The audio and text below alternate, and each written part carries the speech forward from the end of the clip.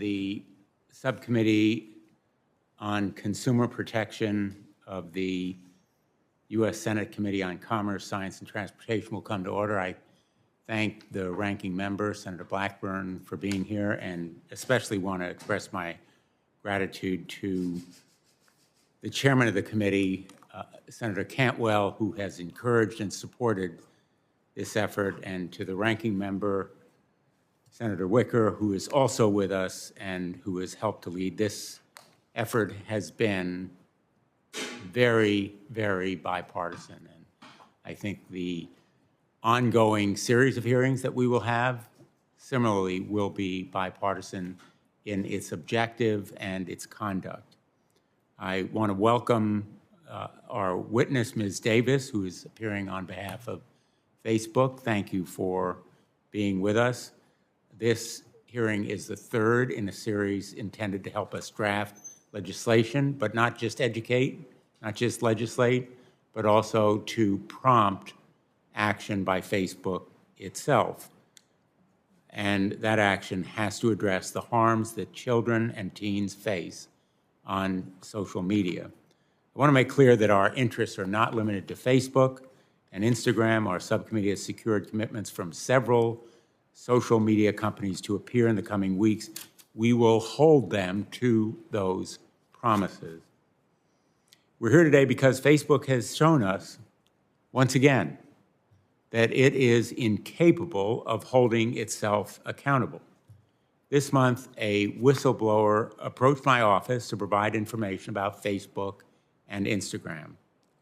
Thanks to documents provided by that whistleblower, as well as extensive public reporting by the Wall Street Journal and others, we now have deep insight into Facebook's relentless campaign to recruit and exploit young users. We now know, while Facebook publicly denies that Instagram is deeply harmful for teens, privately, Facebook researchers and experts have been ringing the alarm for years. We now know that Facebook routinely puts profits ahead of kids' online safety. We know it chooses the growth of its products over the well-being of our children, and we now know that it is indefensibly delinquent in acting to protect them. It is failing to hold itself accountable, and the question that haunts me is, how can we or parents or anyone trust Facebook?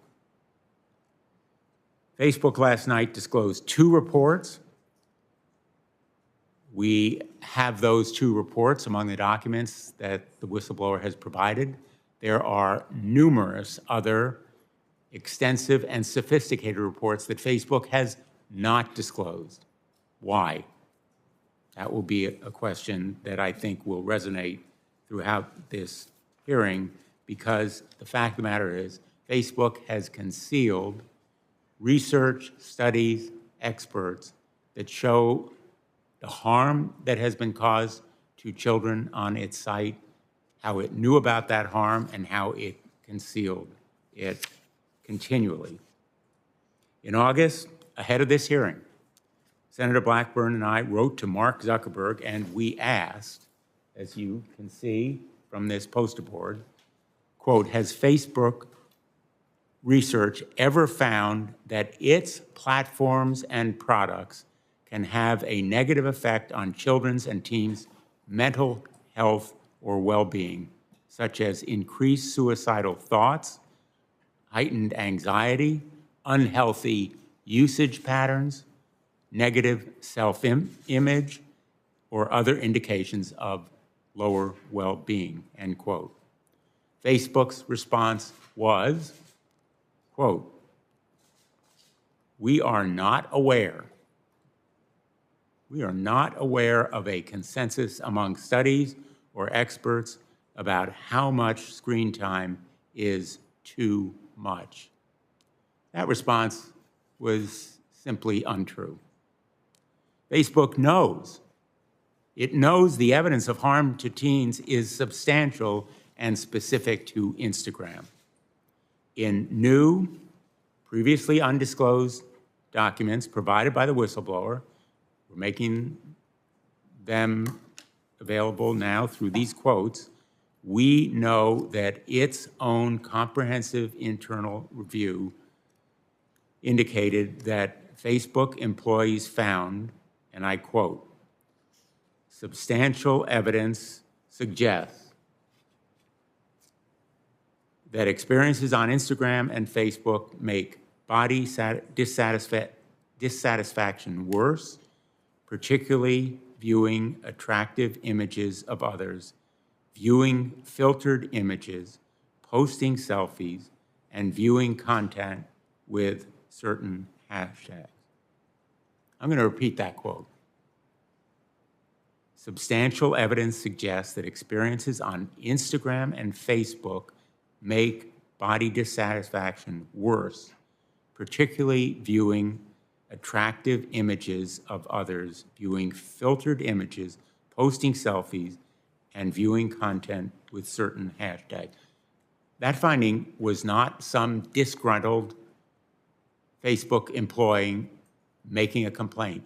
It was Facebook's own employees making a formal finding based on their research. And it was available at the highest levels of Facebook's management. In our August letter, we also asked, quote, has Facebook ever found that child or teenage users engage in usage patterns that would indicate addictive or unhealthy usage of its platforms or products? End quote. Facebook didn't even bother to respond directly and pointed us to a previous evasion. And there was a reason it responded in that way, because Facebook knows, they know that children struggle with addiction on Instagram, and they didn't want to admit it. Facebook researchers have concluded that teens, quote, have an addict's narrative about their use. Have an addict's narrative about their use.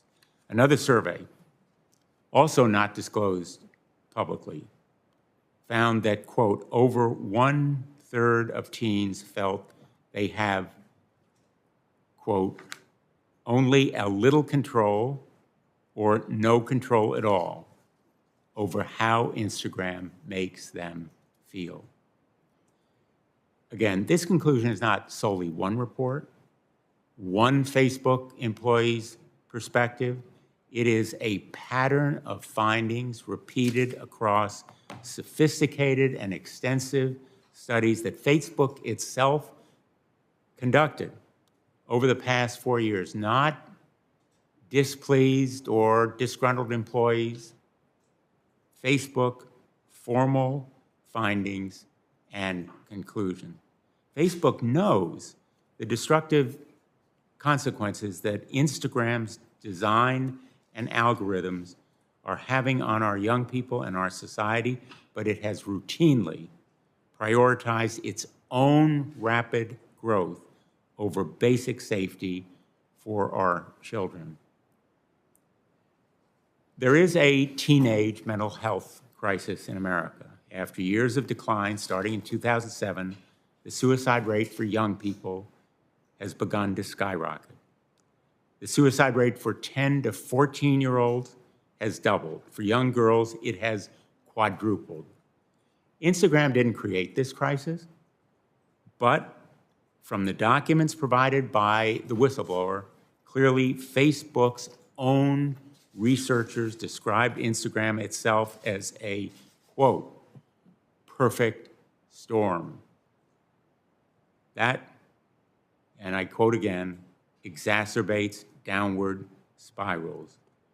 Facebook knew it was a perfect storm through Instagram that exacerbates downward spirals. My office did its own research.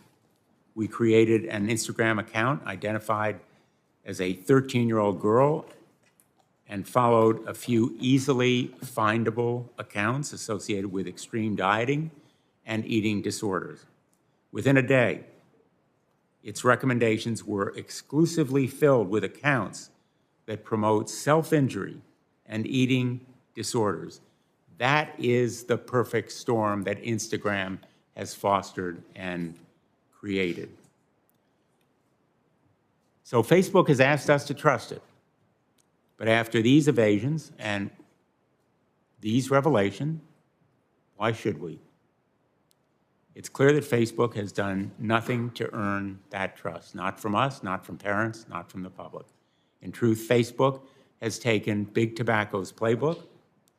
It has hidden its own research on addiction and the toxic effects of its products. It has attempted to deceive the public and us in Congress about what it knows, and it has weaponized childhood vulnerabilities against children themselves. It's chosen growth over children's mental health and well-being, greed over preventing the suffering of children. These internal Facebook studies are filled with recommendations from Facebook's own employees. And yet, there is no evidence, none, that Facebook has done anything other than a few small, minor, marginal changes. We all know that Facebook treated protecting kids with disregard. If it had protected kids like it did drive up revenue or growth, it would have done a whole lot more. Instead, Facebook has evaded, misled, and deceived. I hope that this hearing provides real transparency and marks the start of a change from Facebook. Parents deserve the truth. Thank you to everyone for being here this morning. I'll turn to the ranking member, and then if the chairwoman or the ranking member have remarks, I'd be happy to call on them. Thank you, Mr. Chairman, and I want to say thank you to you and your staff for working in partnership with us on this hearing, and I wish that Senator Markey was still here. He and I have been on this issue since we were each in the House and working on privacy, big tech accountability. So this is the type hearing that has been a long time coming. And this is truly an important conversation for us to be having, to continue, and to be bringing our findings forward so that the public is aware. There are a lot of moms, security moms, I call them, that are very concerned about what they see happening in the virtual space. 2019, CDC released some data, and adding to what you were talking about, I think this is important.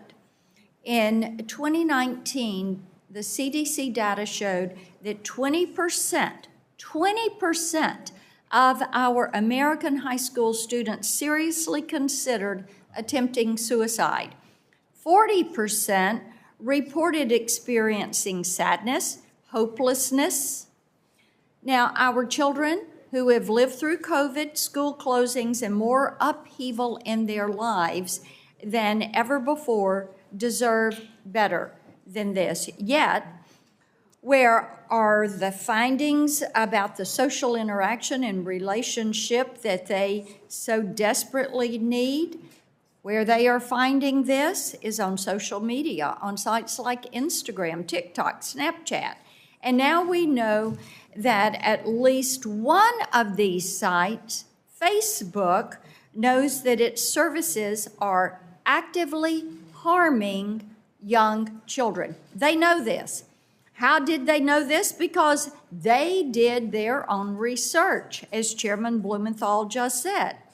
In 2019 and 2020, Facebook's in-house analysts performed a series of deep dives into teen use of Instagram, and it revealed, and I'm quoting from the report, aspects of Instagram exacerbate each other to create a perfect storm. And that perfect storm manifests itself in the minds of teenagers in the form of intense social pressure, addiction, body image issues, eating disorders, anxiety, depression, and suicidal thoughts. But it gets even worse than this, because Facebook, despite touting their compliance with COPPA, was scheming to bring even younger users into their field. Instagram announced this week that it is temporarily shelving their plans for Instagram Kids. But until this week, they were moving forward with this, trying to bring younger children onto their platforms. Yet at the same time that we're learning this, the Wall Street Journal reported how Facebook tried to use playdates, that is right, playdates, to attract more children to its Messenger Kids service. In fact, Facebook is fully aware that underage children are using their platforms. Not only that, but they encourage older teen siblings to recruit their younger siblings and are actually devising marketing plans to help kids and teens, get this, create secondary or anonymous accounts that they can hide from their parents. And they perform market research on kids as young as 8 years old, so they can learn how to recruit them to their sites. Facebook is also aware of other types of harmful content on their sites. In fact, a report shows how Facebook knew about content devoted to coercing women into domestic servitude. Yet, they chose to do nothing to stop it until Apple threatened to pull Facebook from the App Store. That's correct. It took Apple standing up to get them to stop this. In fact, this seems to be a recurring theme with this company. Do everything and anything to mold the world into your own image for your own profit without any regard for any harm that is going to be done because your focus is on your pocketbook. Adam Mosseri, CEO of Instagram, continues to double down on youth marketing. He said on the Today Show earlier this week, when asked about Instagram Kids, and I'm quoting him, "I firmly believe it's a good idea. As a father, the most important thing to me is the safety of my children," end quote. Well, Mr. Mosseri, I am a mother and I'm a grandmother, and I really beg to differ with you. In fact, I would imagine that most of the chief mamas in charge at their own households would disagree with you. I think they would vehemently disagree with you. They don't want their kids going on platforms like Instagram, even if you assure us that it will be safe for tweens. As the chairman said, you've lost the trust, and we do not trust you with influencing our children, with reading in to their minds.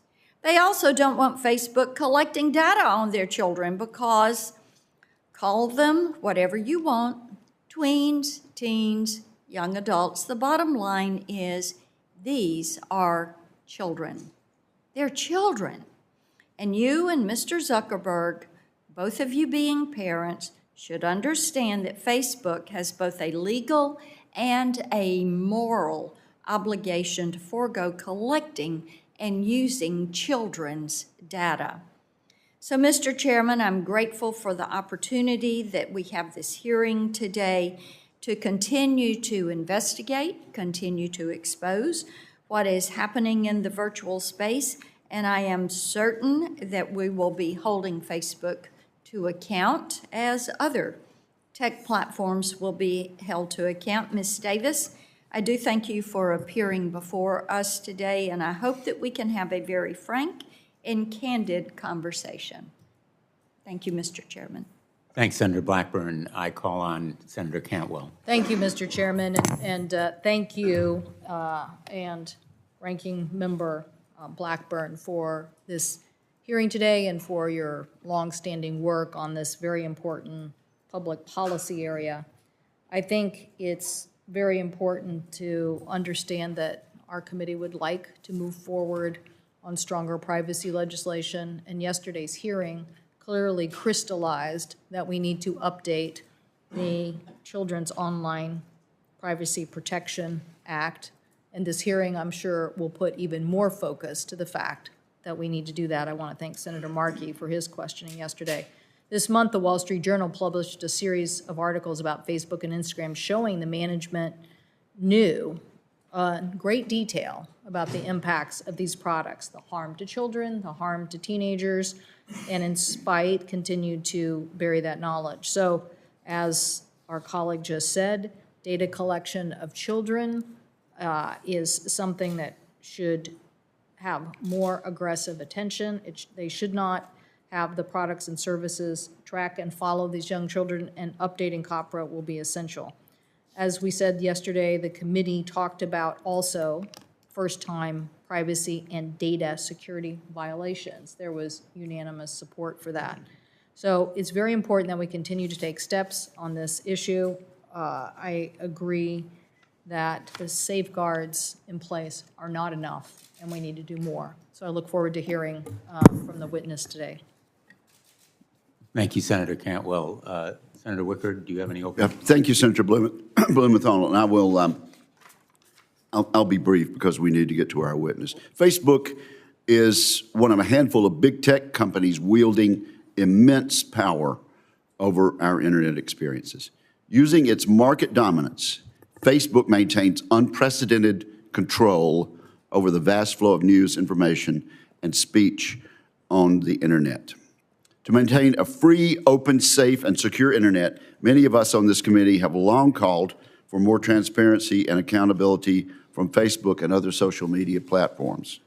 Today, the content moderation and data collection practices of big tech remain largely hidden to consumers.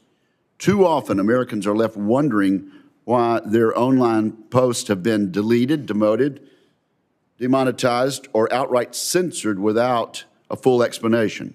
Users also remain in the dark about what data is being collected about them, how it's being used, and to whom it's being sold and for what purpose. Recent reports from the Wall Street Journal may have shed new light on why Facebook's platform management practices have been kept from public view. This month, the Journal revealed that Facebook's so-called cross-check program purportedly exempts certain public figures from its terms of service and community standards. The Journal also disclosed Facebook's own internal research documenting the harmful mental effects of the platform and its photo sharing site, effects on children and teens. Both of these reports are deeply troubling and only amplify concerns about Facebook's inconsistent enforcement of its content moderation policies and its disregard and well-being for children and teens.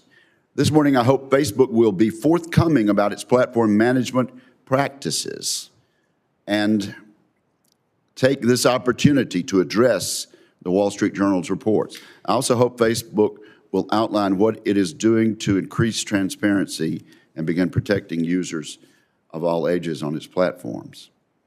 Following yesterday's data privacy hearing, what remains clear to me is that Congress must act to address big tech's continued reign to censor content, suppress certain viewpoints, prioritize favored political speech, stockpile consumer data, and act in other unfair and anti-competitive ways. The time to act is now, and I'm the fourth member of this committee this morning to say that. Addressing these issues is essential to preserving a free and open internet and a thriving digital economy for generations to come. We are serious about taking action. Thank you, Mr. Chair. Thanks, Senator Wicker. We will now turn to our witness, Ms. Antigone Davis, who is the Global Head of Safety at Facebook.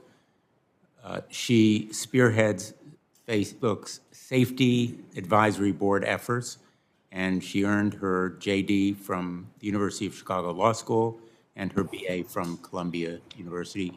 Ms. Davis, the floor is yours. Thank you, Chairman Blumenthal, Ranking Member Blackburn, and distinguished members of the subcommittee. Thank you for the opportunity to appear before you today. My name is Antigone Davis. I'm a parent, a former teacher, and the Global Head of Safety at Facebook. Like you, I care deeply about the safety and well-being of young people online. And I have dedicated the better part of my adult life to these issues. In my current role, I work with internal teams and external stakeholders to ensure that Facebook remains a leader in online safety, including issues of bullying and combating child exploitation. This is some of the most important work that I have done in my career, and I'm proud of the work that my team does every day. At Facebook, we take the privacy, safety, and well-being of all those who use our platform very seriously, especially the youngest people on our services. We work tirelessly to put in place the right policies, products, and precautions so they have a safe and positive experience. We have dedicated teams focused on youth safety, and we invest significant resources in protecting teens online. We also know that we can't do this work alone. We work closely with experts and parents to inform the features we develop. We require everyone to be at least 13 years of age on Facebook and Instagram.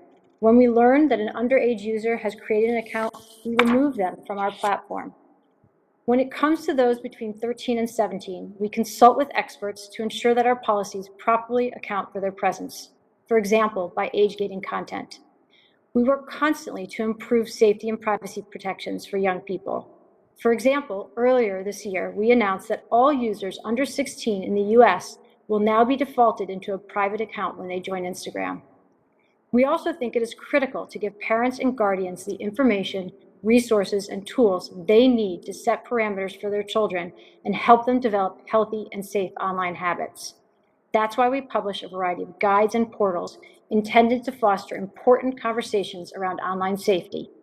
And we're fortunate to do all this work with the help of industry experts, including our youth advisors, a group of experts in privacy, youth development, psychology, parenting, and youth media. We understand that recent reporting has raised a lot of questions about our internal research, including research we do to better understand young people's experiences on Instagram.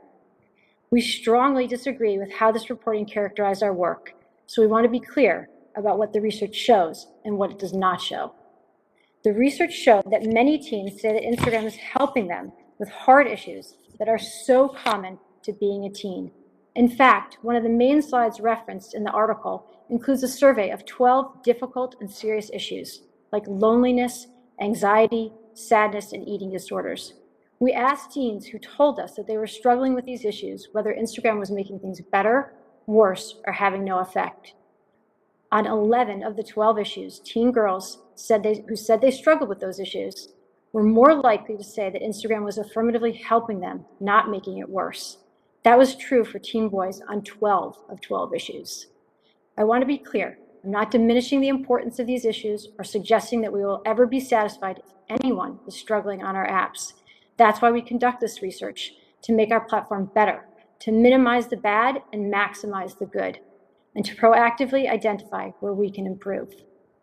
And the most important thing about our research is what we've done with it. We've built AI to identify suicide content on our platform and rapidly respond with resources. We've launched tools to help control time spent on our apps. We've built a dedicated reporting flow for eating disorder-related content, and we offer resources when people try to search for it. We have a long track record of using our internal research, external research, and close collaboration with experts to improve our apps and provide resources for people who use them. And our work to respond to this research is ongoing. One idea we think has promise is finding opportunities to jump in if we see people dwelling on certain types of content and point them toward content that inspires and uplifts them. Finally, I want to speak to our work on Instagram experience for those under 13. As every parent knows, when it comes to kids and tweens, they're already online. We believe that it is better for parents to have the option to give tweens access to a version of Instagram that's designed for them, where parents can supervise and manage their experience, than to have them lie about their age to access a platform that wasn't built for them, or rely on an app's ability to verify the age of kids who are too young to have an ID. That's why we've been working on delivering age-appropriate parent-supervised experiences, something YouTube and TikTok already do. But we recognize how important it is to get this right, and we have heard your concerns, which is why we announced that we are pausing the project to take more time. We'll keep listening to parents, keep talking with policymakers and regulators like yourselves, keep taking guidance from experts, and we'll revisit this project at a later date. There's an important part of what we've been developing for Instagram Kids that we won't be pausing: supervisory tools for parents. We'll continue our work to allow parents to oversee their children's accounts by offering these tools to teen accounts on Instagram. These new features, which parents and teens can opt into, will give parents tools to meaningfully shape their teen's experience. As a parent, this development means a lot to me. I know I would have truly appreciated more insight and tools to help me support my daughter and manage her online experience as she learned how to navigate social media. I want to thank you for the opportunity to discuss these important issues with you today and answer your questions. Youth safety and well-being are areas where we are investing heavily, and we welcome productive collaboration with lawmakers and elected officials. Thank you, and I look forward to our discussion. Thank you, Ms. Davis. You know, we both know, all of us know as parents, how vulnerable teens are at this age, how they can succumb to eating disorders, even to suicidal tendencies, and how susceptible they are.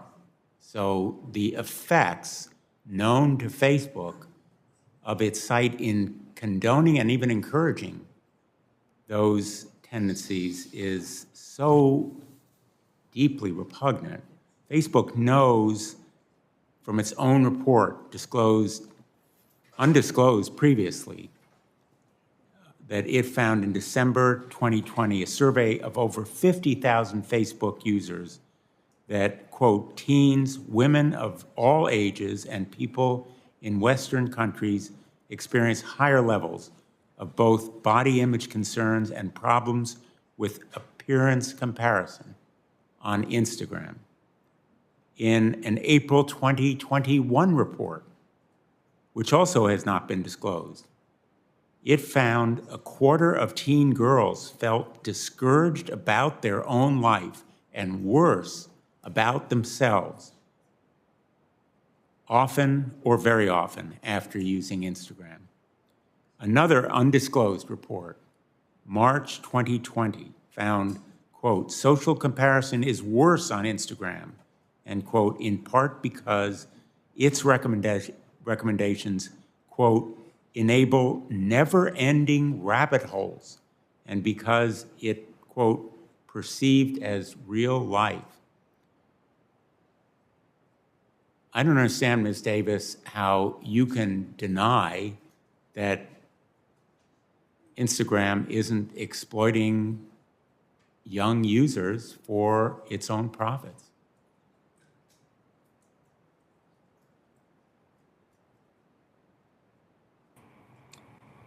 Thank you, Senator, for your question. I'd like to speak specifically to this as an experienced mom of a teenage daughter, as someone who was a teenage girl herself, and as someone who's taught middle school and teenage girls. I've seen firsthand the troubling intersection between the pressure to be perfect, between body image and finding your identity at that age. And I think what's been lost in this report is that, in fact, with this research, we found that more teen girls actually find Instagram helpful. Teen girls who are suffering from these issues find Instagram helpful than not. Now, that doesn't mean that the ones that aren't important to us. In fact, that's why we do this research. Well, It's if I leading may to interrupt you, product Ms. Davis, the ability. these are your own reports. These findings are from your own studies and your own experts. you can speak from your own experience, but will you disclose all of the reports, all of the findings? Will you commit to full disclosure?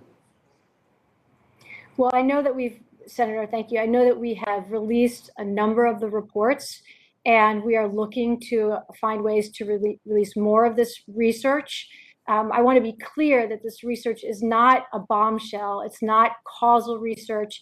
It's in fact just Well, I beg directional to differ research with that you, we Ms. use for Davis. product changes. This research is a bombshell. It is powerful, gripping, riveting evidence that Facebook knows of the harmful effects of its site on children and that it has concealed those facts and findings. So I ask you to commit that you will make full disclosure, all of the thousands of pages of documents that the whistleblower has and more that can be made available.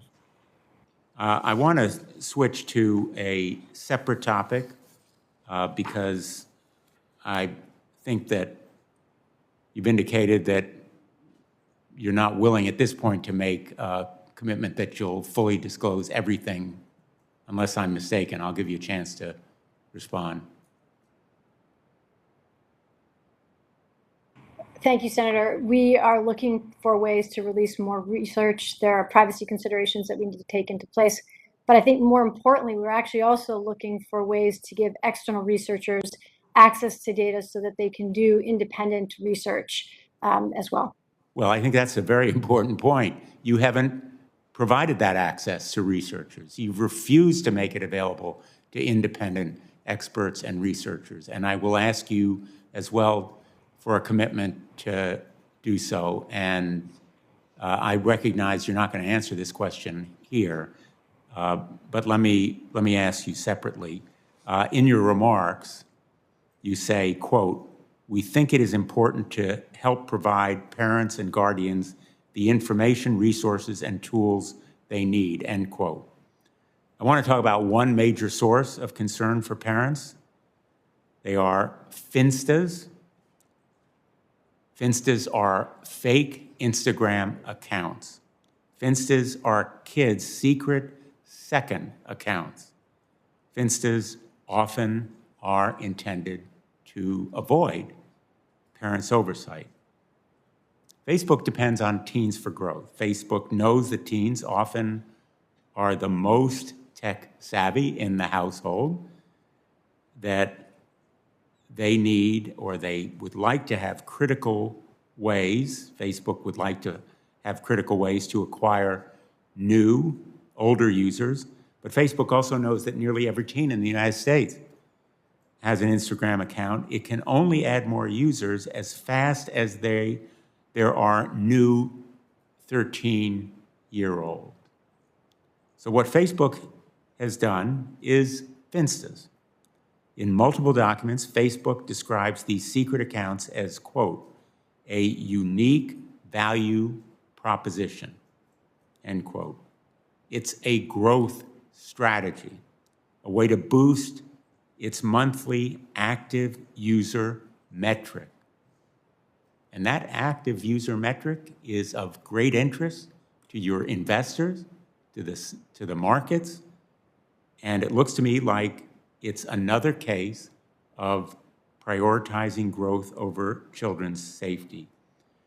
So Facebook claims it's giving tools to parents to help their kids navigate social media and stay safe online. But behind the scenes, your marketers see teens with multiple accounts as unique value opportunity propositions. Let me quote, "unique value proposition." And we all know that means Finstas. You're monetizing kids deceiving their parents. You make money when kids deceive their parents. You make money from these secret accounts. You make money from heightening the metrics that impress the markets, your investors, raise the stock price. How can parents trust you?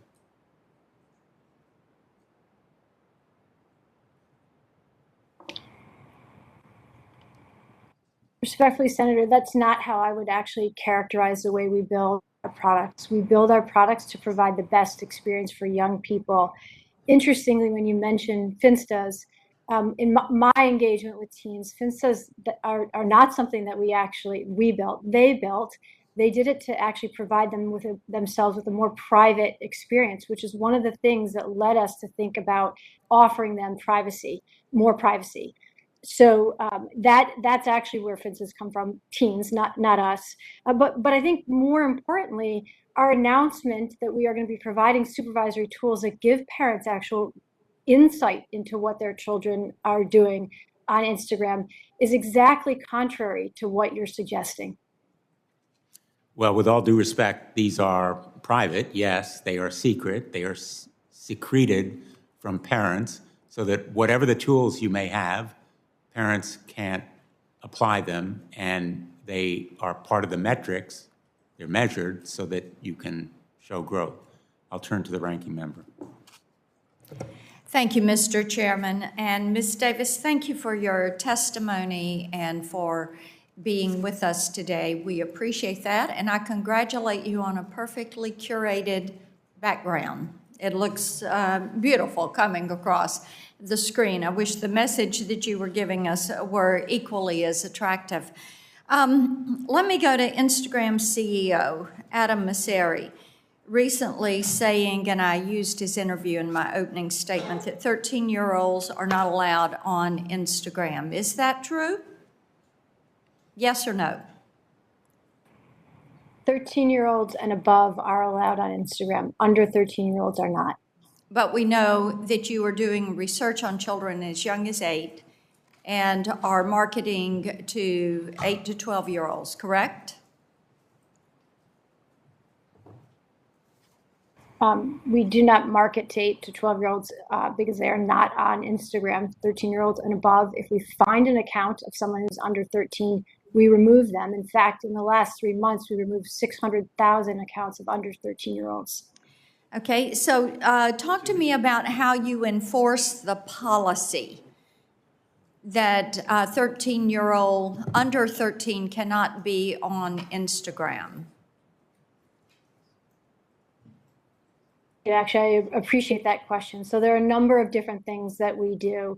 We have an age screen when someone tries to join Instagram. If we see someone trying to repeatedly change the date to get past that, we actually will restrict their ability to access the app. We also allow people to report underage accounts, even if you're not on Facebook, and we will remove them. And we're investing in using AI and other signals to remove underage accounts. Let me, not to interrupt, but I've got 5 minutes. Then talk to me about what the map is, because I know your research shows that you've looked into using the map for kids under 13. So why don't you explain that to us? Map is just a measure of how many people are using the site in a month. It's monthly active people. Okay, but you were going to apply that to children under 13, so therefore you were trying to quantify the number of children that were under 13 years of age that were using your site, correct? Respectfully, that doesn't sound accurate to me. In fact, what we are trying to do is to remove well then under 13 let's from our have site. you clarify that for the record, because your research shows that you were using the map on children under 13. I want to move on and talk to you about the information I've seen about the presence of content on Facebook and Instagram that is used to recruit women into domestic servitude. This is a kind of trafficking where people are forced to work against their will for little or no pay. Their passports are often taken away from them. They can be auctioned online and abused.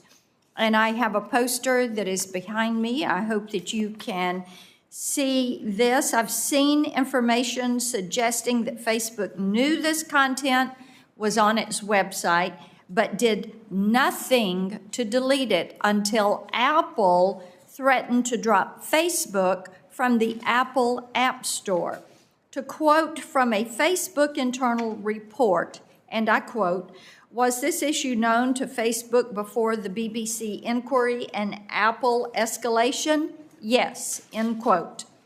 But, quoting again, "Due to the underreporting of this information and absence of proactive detection, domestic servitude content remained on the platform.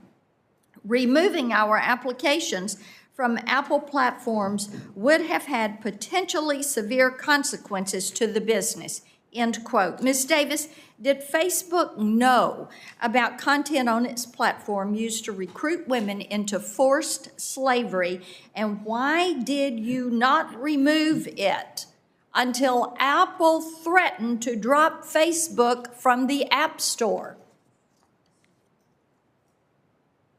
Respectfully, Senator, I don't agree with that characterization of what occurred. In fact, we have policies against sex trafficking on This our is your reporting. platform. Ms. Davis, this is your company's reporting. You knew this was there. You knew it was there. But you didn't do anything about it. Is it still there? Are you still allowing sex trafficking on Facebook? Is this something that girls as young as 8 who are on your site are exposed to? Let's get a little bit more definition around this. One more question for you. One of the Wall Street Journal articles came out Monday, shared Facebook research about the product segments it would like to target in the future. It shows younger and younger kids. This is your poster. This is your graphic. I've put it on a poster.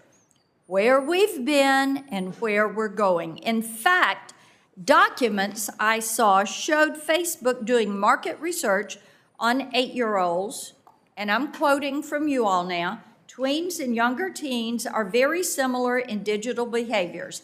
Even kids as young as 8 are interested in similar digital experiences," end quote.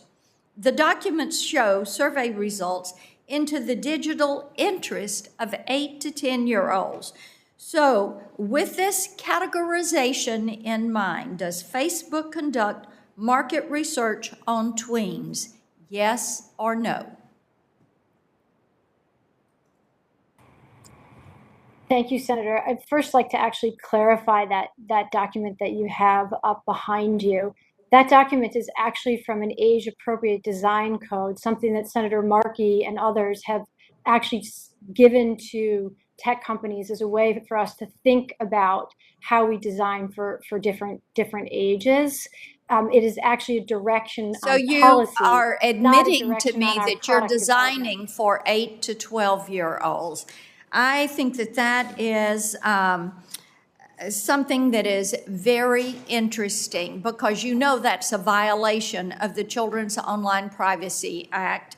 And I guess what you're telling us then is that you also are doing market research on children, and that you are continuing to collect data on children as you try to figure out what type digital experience children ages 8 to 12 are interested in having. I'm over time, Mr. Chairman. I will yield back. Thanks, Senator Blackburn. Senator Klobuchar. Thank you very much. Ms. Davis, we now know that Facebook's own research found that Instagram worsens body image issues for 1 in 3 teenage girls. Were you aware of those internal findings before the Wall Street Journal articles came out? Senator Klobuchar, I'd just like to correctly characterize those findings. What those findings are actually of teen girls who already expressed having that issue. Mind you, 1 in 1 is too many. Okay, I have 5 minutes, and I appreciate that, and we'll put that on the record. But were you aware of the internal findings before the Wall Street Journal articles came out? Thank you, Senator Klobuchar. I and my team work on a weekly, maybe even Could you sometimes just daily answer? basis I'm sorry, I with was research. actually asking a polite question. Were you aware? Could you answer yes or no? Yes, I was. And what specific steps did you then take in response to your own research, and when? Senator Klobuchar, I don't know that I'll be able to give you exact dates, but what I can tell you is that this research has fueled numerous product changes. So for example, in the context of eating disorders, we now have a dedicated reporting flow for eating disorder content. We also pop up resources for individuals if they try to search for this content. Okay, That's but just did you two of the take, numerous changes. okay, I will then, what I'll do is in writing, ask the question so we can find out the dates from when the research came out and what you did. Facebook was creating a version of Instagram that targeted kids under 13. You announced this week that you are pausing that program. What specific criteria will you use to determine whether to unpause the plan, and who will make that decision? Thank you, Senator Klobuchar. I think what we intend to do at this point in time is to step back, to talk with more parents, to engage with more policymakers like yourself, to engage with more experts. What I do know is that parents are, 8 out of 10 parents, in fact, for kids under the age of 13, are allowing their children onto sites between the ages of 8 and 12. And Okay, but what I we asked really who's want going to do make is the ensure that they decision. have. I so appreciate, if you were answering the question, I would let you go ahead, but I was asking who will make the decision about whether to unpause the work on developing that program? Well, certainly it will be a collaborative team within the company, but it will be done with the guidance and expertise of our youth advisors, hearing from parents, hearing from Okay, policymakers all like right, I yourselves. know that's to make sure that we do guidance, it but I right. was asking the identity of the person who will make the decision, that's all.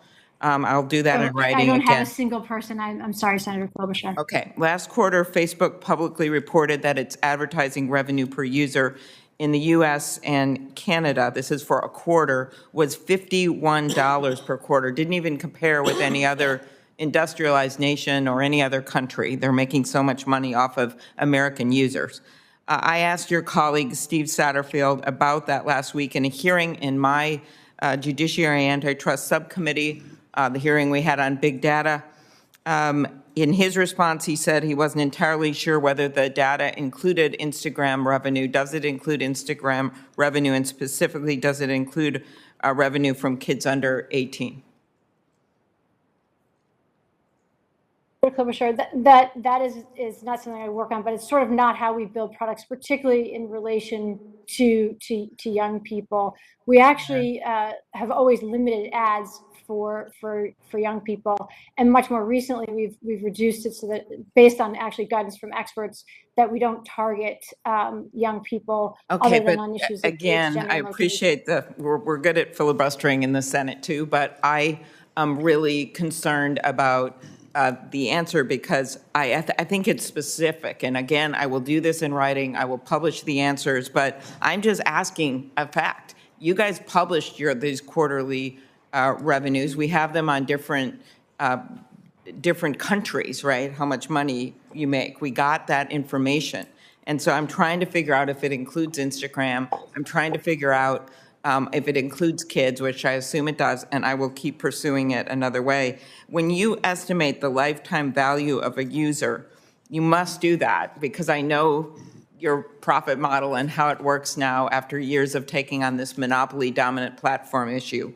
What do you estimate the lifetime value of a user is for kids who start using Facebook products before age 13? Respectfully, Senator, that's not how we think about building products for young people. We actually are quite focused on ensuring that parents have the kinds of supervisory tools that they need. It's just not the way we think about it. It's certainly not the way my team Ms. think Davis, about it. that may be true about your team, but are you saying that Facebook, in developing products, has never considered, and you are under oath, has never considered the profit value of developing products when they make their decisions of how those products look? Respectfully, Senator, we are a business. I'm fully aware of that. But what we are thinking about is how do we provide the best experience? If we have a very short-sighted version of without focusing on providing a better experience for people or a good experience, that's just a terrible business model. Well, we'll follow up in writing. I am out of time. I'll try to come back if there's a second round. Thank you very much. Thanks, Senator Klobuchar. I'm hopeful we will have a second round. I don't know whether Senator Thune is available. If not, Senator Moran or Senator Lee.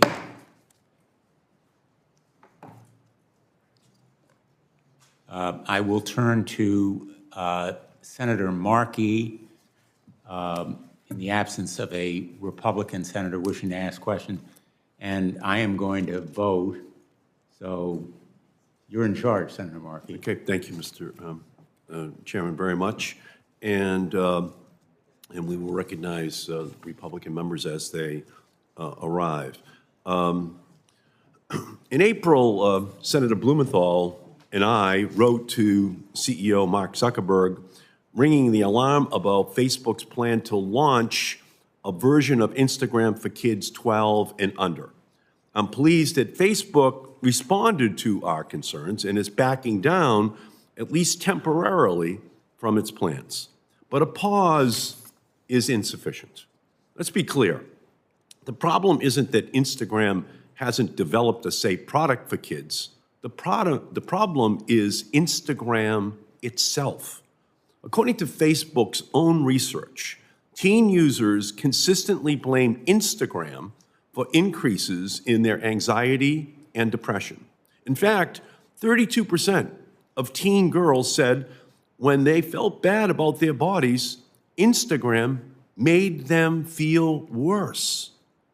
And 6% of American teen users trace their desire to kill themselves to Instagram.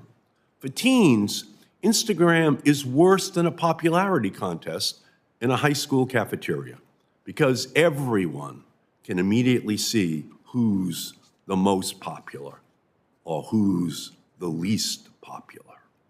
Instagram is that first childhood cigarette meant to get teens hooked early, exploiting the peer pressure of popularity, and ultimately endangering their health. Facebook is just like big tobacco, pushing a product that they know is harmful to the health of young people, pushing it to them early, all so Facebook can make money. IG stands for Instagram, but it also stands for Instagreed. The last thing we should allow Facebook to do is push young kids to use Instagram. Ms. Davis, will you commit that Facebook will not launch any platforms targeting kids 12 and under that includes features such as like buttons and follower accounts that allow children to quantify popularity? Yes or no? Senator Markey, I'd like to actually take a second to disagree with your comparison. Our products actually add value and offer enrich teens' lives. They enable them to connect with their friends, with their family, and actually during COVID, I appreciate that. during the pandemic, I appreciate that. Senators just have limited time in the question and answer period. And I have a question to you. Will you stop launching? Will you promise not to launch a site that includes features such as like buttons and follower accounts that allow children to quantify popularity? That's a yes or a no.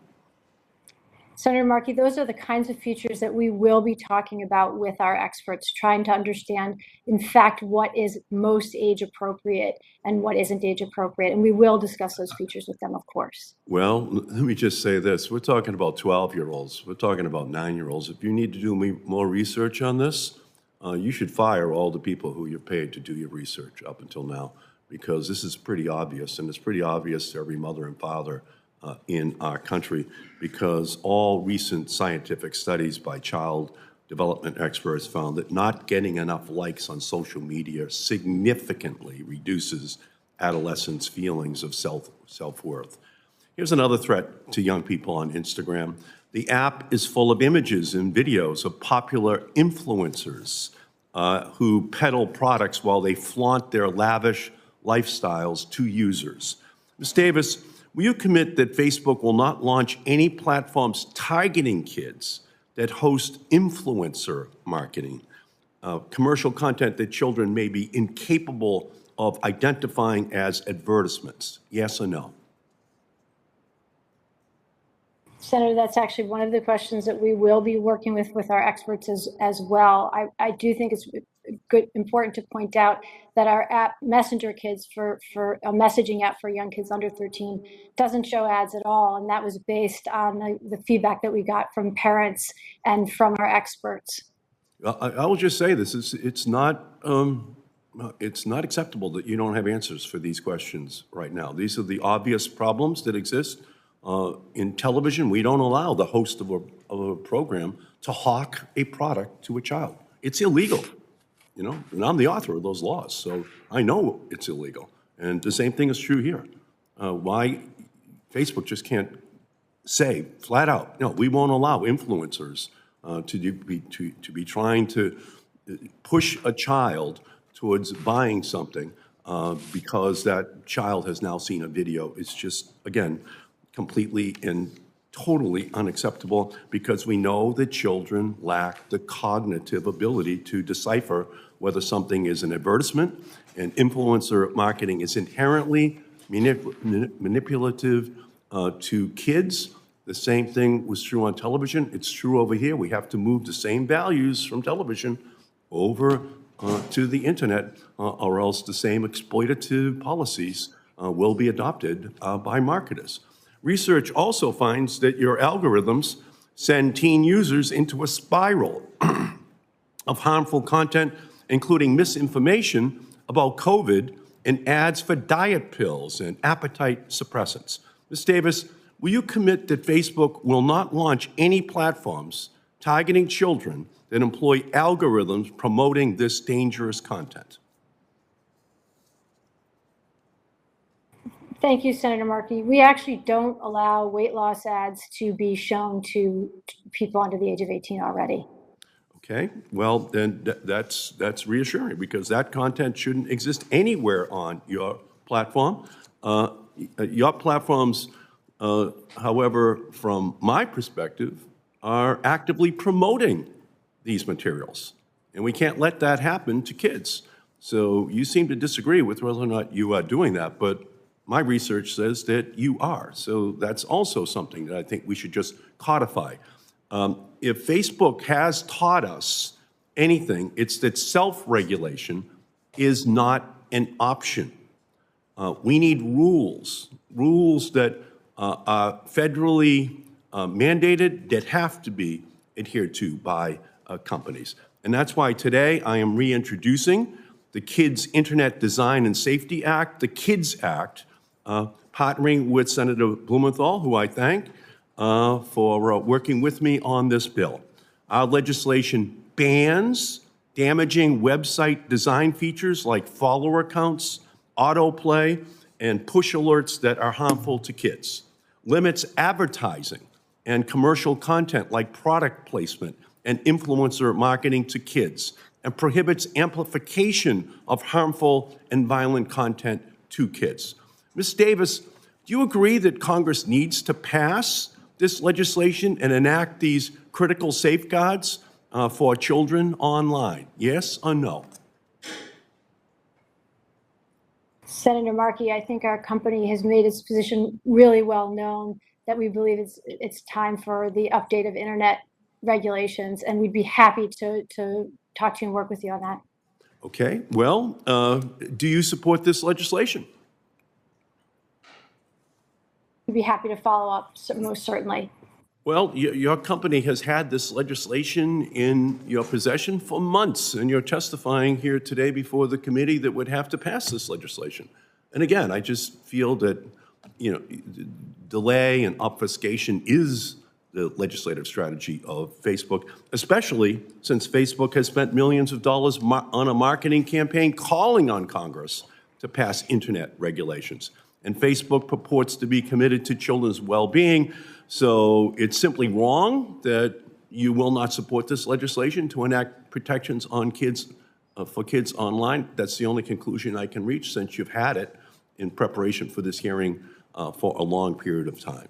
So we know that Facebook's top priority is its bottom line. Congress has to step in. We have an obligation to enact a bold agenda for young people online, and that means passing the KIDS Act to take on big tech's damaging and coercive tactics to hook kids, 2, updating the Child Online Privacy Protection Act to finally give young people up to the age of 16 a privacy bill of rights for the 21st century, and passing My Camera Act to launch a major research project at the National Institutes of Health on the effects of tech on children. It's time for us to do this. We cannot wait. This is a crisis, and we must act. Let me now turn and recognize Senator Thune. Thank you, Mr. Chair. I, along with many of my colleagues, are deeply concerned about the lack of consumer transparency and limited accountability of big tech companies. Consumers have become increasingly troubled about the way that their information is used by social media platforms and how these sites decide what news and information we see. Because of the secrecy with which platforms protect their algorithms and content moderation practices, which largely has been and continues to be a black box, consumers have little or no idea how the information they see has been shaped by the sites that they're visiting. I've introduced 2 bipartisan bills to address these issues: the Platform Accountability and Consumer Transparency, or the PACT Act, and the Filter Bubble Transparency Act. The PACT Act would increase transparency around the content moderation process and provide consumers more due process when a platform like Facebook removes a post. And the Filter Bubble Transparency Act would give consumers the option to engage with internet platforms without being manipulated by opaque algorithms. And I'd like to, Ms. Davis, just very briefly discuss those with you today. The Wall Street Journal recently revealed that Facebook overhauled its algorithm in 2018 in an effort to boost, quote, meaningful social interactions, or MSI, meant to strengthen bonds between friends and family. Instead, the overhauled algorithm rewarded outrage and sensationalism, making Facebook's platform an angrier place. Mr. Zuckerberg reportedly resisted proposed fixes because he was worried it would hurt Facebook's objective to make users engage more with Facebook. Ms. Davis, should consumers be able to use Facebook and Instagram without being manipulated by algorithms designed to keep them engaged on the platform?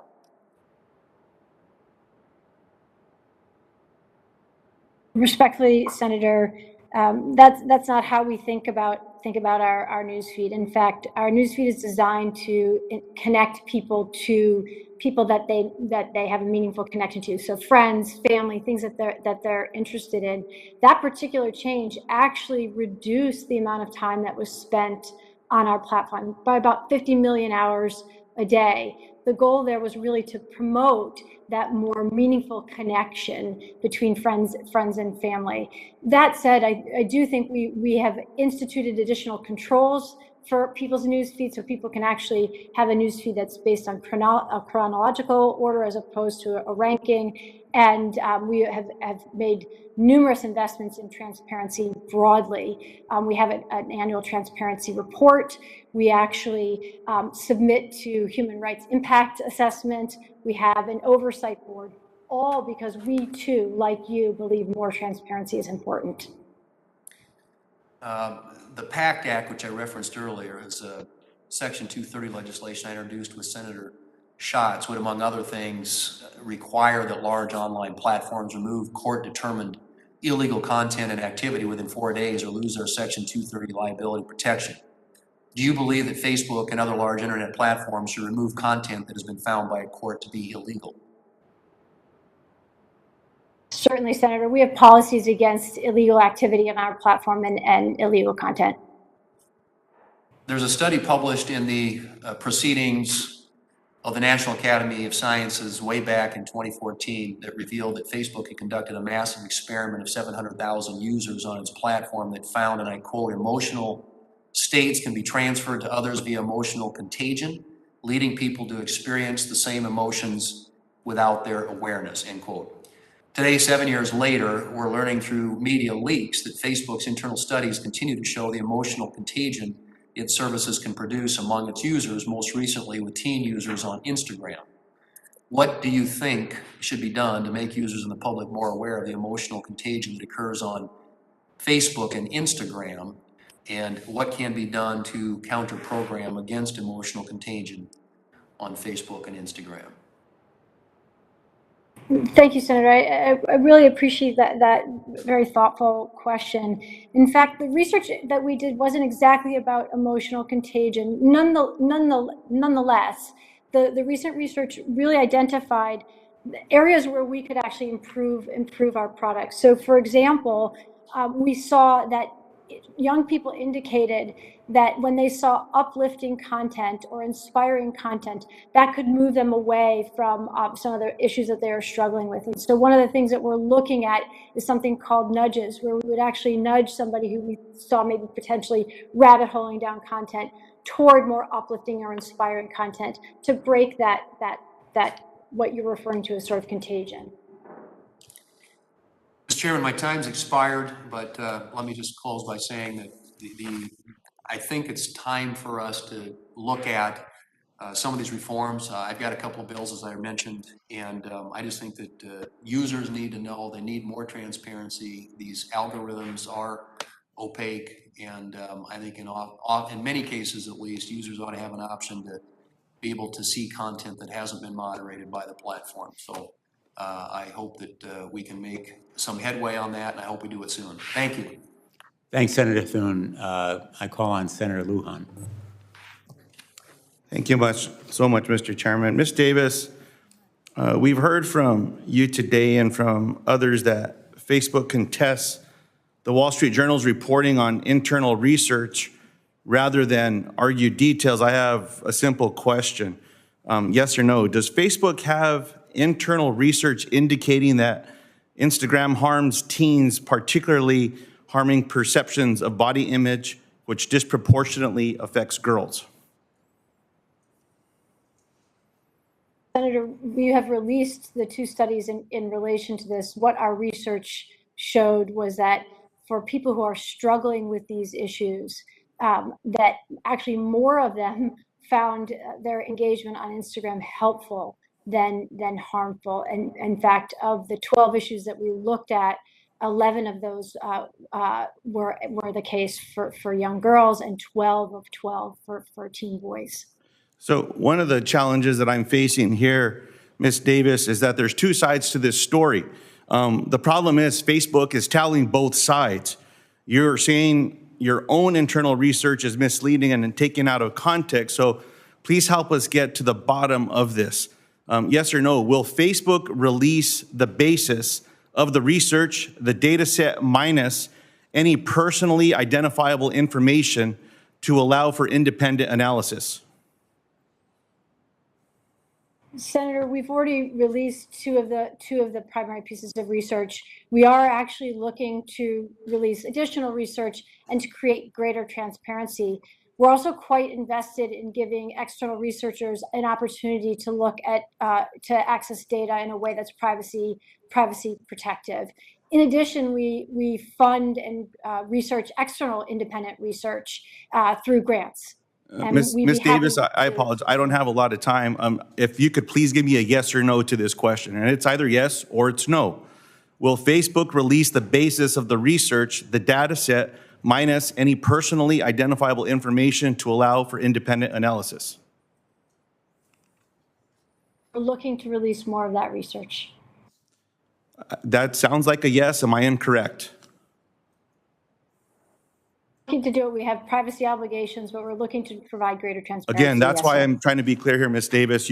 I'm asking for you to release the data minus any personally identifiable information. And if I'm incorrect with your answer being interpreted as yes, please correct me.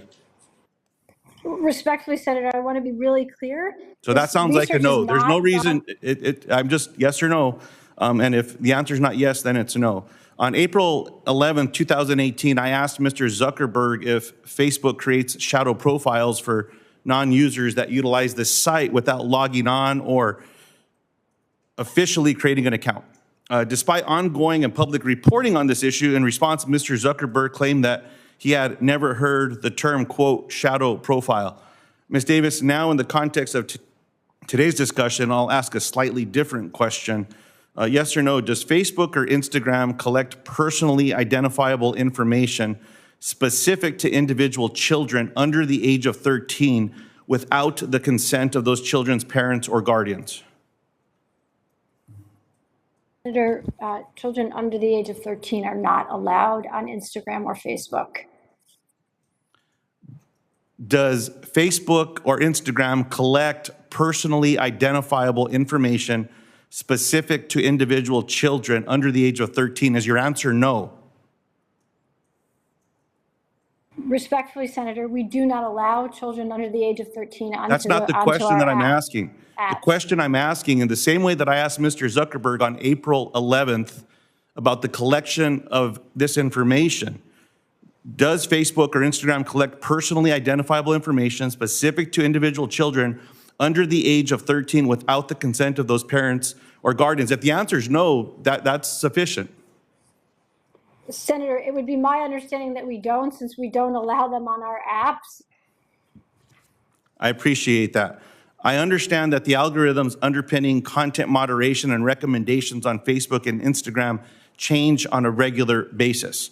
Ms. Davis, yes or no? In preparation of changes to existing algorithms, has Facebook ever first tested potential impacts of those changes before they are rolled out broadly? This is not my area of expertise. I know that we do testing to understand the impact of changes, but I can't speak specifically to this one. Publicly, Facebook has said they do that. Yes or no, has Facebook ever tested whether a change in its platform will later increase growth in users or growth in revenue? Sorry, Senator, would you mind to repeat the question? Your voice sped up weirdly. Has Facebook ever tested whether a change to its platform would later increase growth in users or growth in revenue? Respectfully, Senator, this is not my particular area of expertise. I can certainly take the question back to the team, but I'm sure that we think about our business issues of those kind. Facebook has said publicly they do. Yes or no, has Facebook ever tested whether a change to its platform increases an individual or a group of users' propensity to post violent or hateful language? Again, Senator, this is not my area of expertise, but I'd be happy to take your questions back to the right team and get you answers. And Mr. Chairman, I think with that last question, we might get more responses to that one next week. Yes or no, has Facebook ever tested whether a change to its platform makes an individual or a group of users more likely to consider self-harm? Actually, the research that has been released and has been reported on looks at whether a young person thinks that their first thoughts of suicide occurred on our platform, and while the numbers there show about 0.5%, about 0.5% do, that's one too many. As someone who had a brother who died by suicide, as well as a very close college friend, if there's one person on our platform who attributes their suicidal ideation to our platform, that's one too many, and we care deeply about it. And we've built product changes to address that. So we have a suicide prevention reporting flow where you can actually connect with a crisis counselor right from that reporting flow. Family members who report something can actually connect with the person immediately, because our experts have told us that when they connect with that person, that's one of the best ways to prevent suicide. We take this issue very seriously, and we're the industry leader when it comes to addressing suicide content on our platform. And my final question, Mr. Chairman, yes or no, has Facebook ever found a change to its platform would potentially inflict harm on users, but move forward because the change would also grow users or increase revenue? Has not been my experience at all at Facebook. We care deeply about the safety and security of the people on our platform. We've invested $12 billion in it. We have thousands and thousands of people working on this issue. That's just not how we would approach it. Now, Mr. Chairman, I hope that the answer to the very first question that I asked will be a profound yes. The one area that Facebook can make structural changes here is by simply making research public by default. Allow real independent oversight, and I look forward to that information being given to the committee. If not, I look forward to requesting it formally. Thank you, Mr. Chairman. Thanks, Senator Lujan, and I think you're absolutely right in that regard. Let me just ask, Ms. Davis, you've refused to commit that these research and findings will be made public. Who will make that decision at Facebook? I don't know that there's any, Senator, there's any one person who will make that decision. I do know that there are many people looking at Well, how let we me can provide just greater ask you, transparency. isn't it a fact that Mark Zuckerberg is the one who will make that decision? Respectfully, Senator, this is the kind of decision that would involve many people in the company. We need to look at our privacy obligations, and we are looking to provide more transparency. Well, with all due respect to you, the word transparency is easy to use. It's hard to do. And so far, there is nothing that you have said to indicate that disclosure of these findings, conclusions, recommendations, facts known to Facebook about the harmful effects of its products will be made available. And in fact, that a decision will be made by any specific time or by any particular individual. Can you tell us more?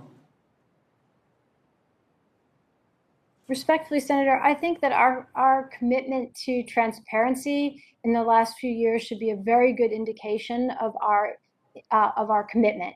We've launched a transparency report regularly. We have set up an oversight board. We have human rights impact assessments. We're doing a tremendous amount to ensure transparency around our platform. And we're looking for ways to give independent researchers access to data so that they can do independent studies as well. You know, that is perhaps one of the most discouraging parts of your testimony, that you're relying on your past record of transparency for what you will do in the future. The fact of the matter is, there are thousands of documents that we have only because a whistleblower has come forward, documents that show your own findings. That is directly the opposite of transparency, Ms. Davis. I realize that you are testifying here about the efforts of Facebook to counter those documents, but the only way to counter facts is with real transparency. Let me ask you, while we're waiting for other senators to arrive, I know that some are on their way. For years, Instagram did nothing about eating disorders. It began to take some small steps only when a 14-year-old girl, her name is Molly Russell, took her own life. She was getting trapped in that perfect storm that Facebook researchers described. Your own researchers called it a perfect storm. Our research has shown that right now, in real time, Instagram's recommendations will still latch on to a person's insecurities, a young woman's vulnerabilities about their bodies, and drag them into dark places that glorify eating disorders and self-harm. That's what Instagram does. In fact, according to documents provided to me as recently as April of 2021, that's this year, a Facebook engineer raised concerns that, quote, no one has decided to dial into eating disorders, end quote. They documented the problems we have verified. So you knew. You knew. How long should it take to fix these problems? What are you going to do to address what we have found just within the past week or so? Senator, we've been working with suicide prevention experts since 2006. We also work with eating disorder experts. We don't allow the promotion of either kind of content on our platform. We do allow individuals to talk about their journeys to recovery because our experts have told us that that's really important and helpful to them. We have a dedicated reporting flow when it comes to eating disorder content, and we actually offer resources of support. That's all work that's been generated out of both this research and working with our experts. So And let that will me, be Ms. Davis, ongoing until because we our don't- time is limited. In your answer, in response to my question, what are you going to do to fix the problem? You're essentially saying there's no problem. Is that right? Respectfully, Senator, no. In fact, that's not what I'm saying. As long as there's one person dealing with the issue on our platform, we consider it a problem. And actually, there are additional products changes that we're looking at. So, for example, I think I mentioned earlier that we're looking at nudges towards uplifting content. One of the things that teens themselves have identified as helpful to them when they're dealing with certain issues that they're struggling with, like eating disorders. We're also looking at something called take a break, where we would encourage somebody to take a break when we think they may be rabbit holing down certain kind of content or on the app too long. So you're not committing to any specific steps by any specific time, but you do acknowledge there is a problem with eating disorders, with suicidal tendencies that may be fostered or promoted. Sure, certainly, Senator. I think we actually have issues in relation to teens and suicide and eating disorders within our society. And to the extent that those things play out on our platform, we take them extraordinarily seriously. And while you mentioned a time commitment, I can't give you a time commitment, but I can tell you that we're working on it. And I can tell you that in addition to all the things that we already do, we'd be happy to follow up with you and share with you our progress in that direction. We take the issue very seriously. I know you take it seriously, at least that's what you're telling us, but all you're doing is looking at these possible steps. And with all due respect, these steps are baby steps, not even baby steps, in the direction of trying to improve Instagram and meet the very serious problems that have been disclosed. Let me come right to the point. Instagram for kids has been paused. How long will it be paused? I don't have a specific date, but I do have a commitment from all of us at Facebook that we will be speaking to parents, we'll be talking to policymakers like yourselves, we'll be talking to experts. We want to get this right. We also know that young people are online under the age of 12 on apps that aren't designed for them, that we want to get their parents the supervisory tools and insights that they need so that they can manage the amount of time that their child is spending, so they can determine what their child should be seeing or should not be seeing, actually fundamentally to allow them to parent their children. Who will make the decision about how long Instagram for kids is paused? Mark Zuckerberg, right? There's no one person who makes a decision like that. We think about that collaboratively, but quite honestly, we'll be working with experts to understand and get to feel that people are in a comfortable place before doing so. Senator Blackburn. Thank you, Mr. Chairman.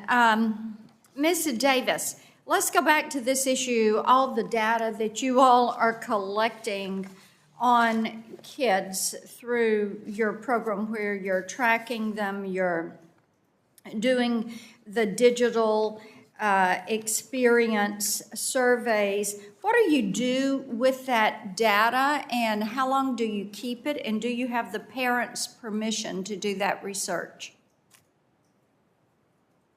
Whenever we do research, we use the most stringent privacy protections. And whenever we do research with minors, we certainly get parental consent. You get parental consent. Why don't you submit to us for the record a screenshot of what you use as a parental consent form?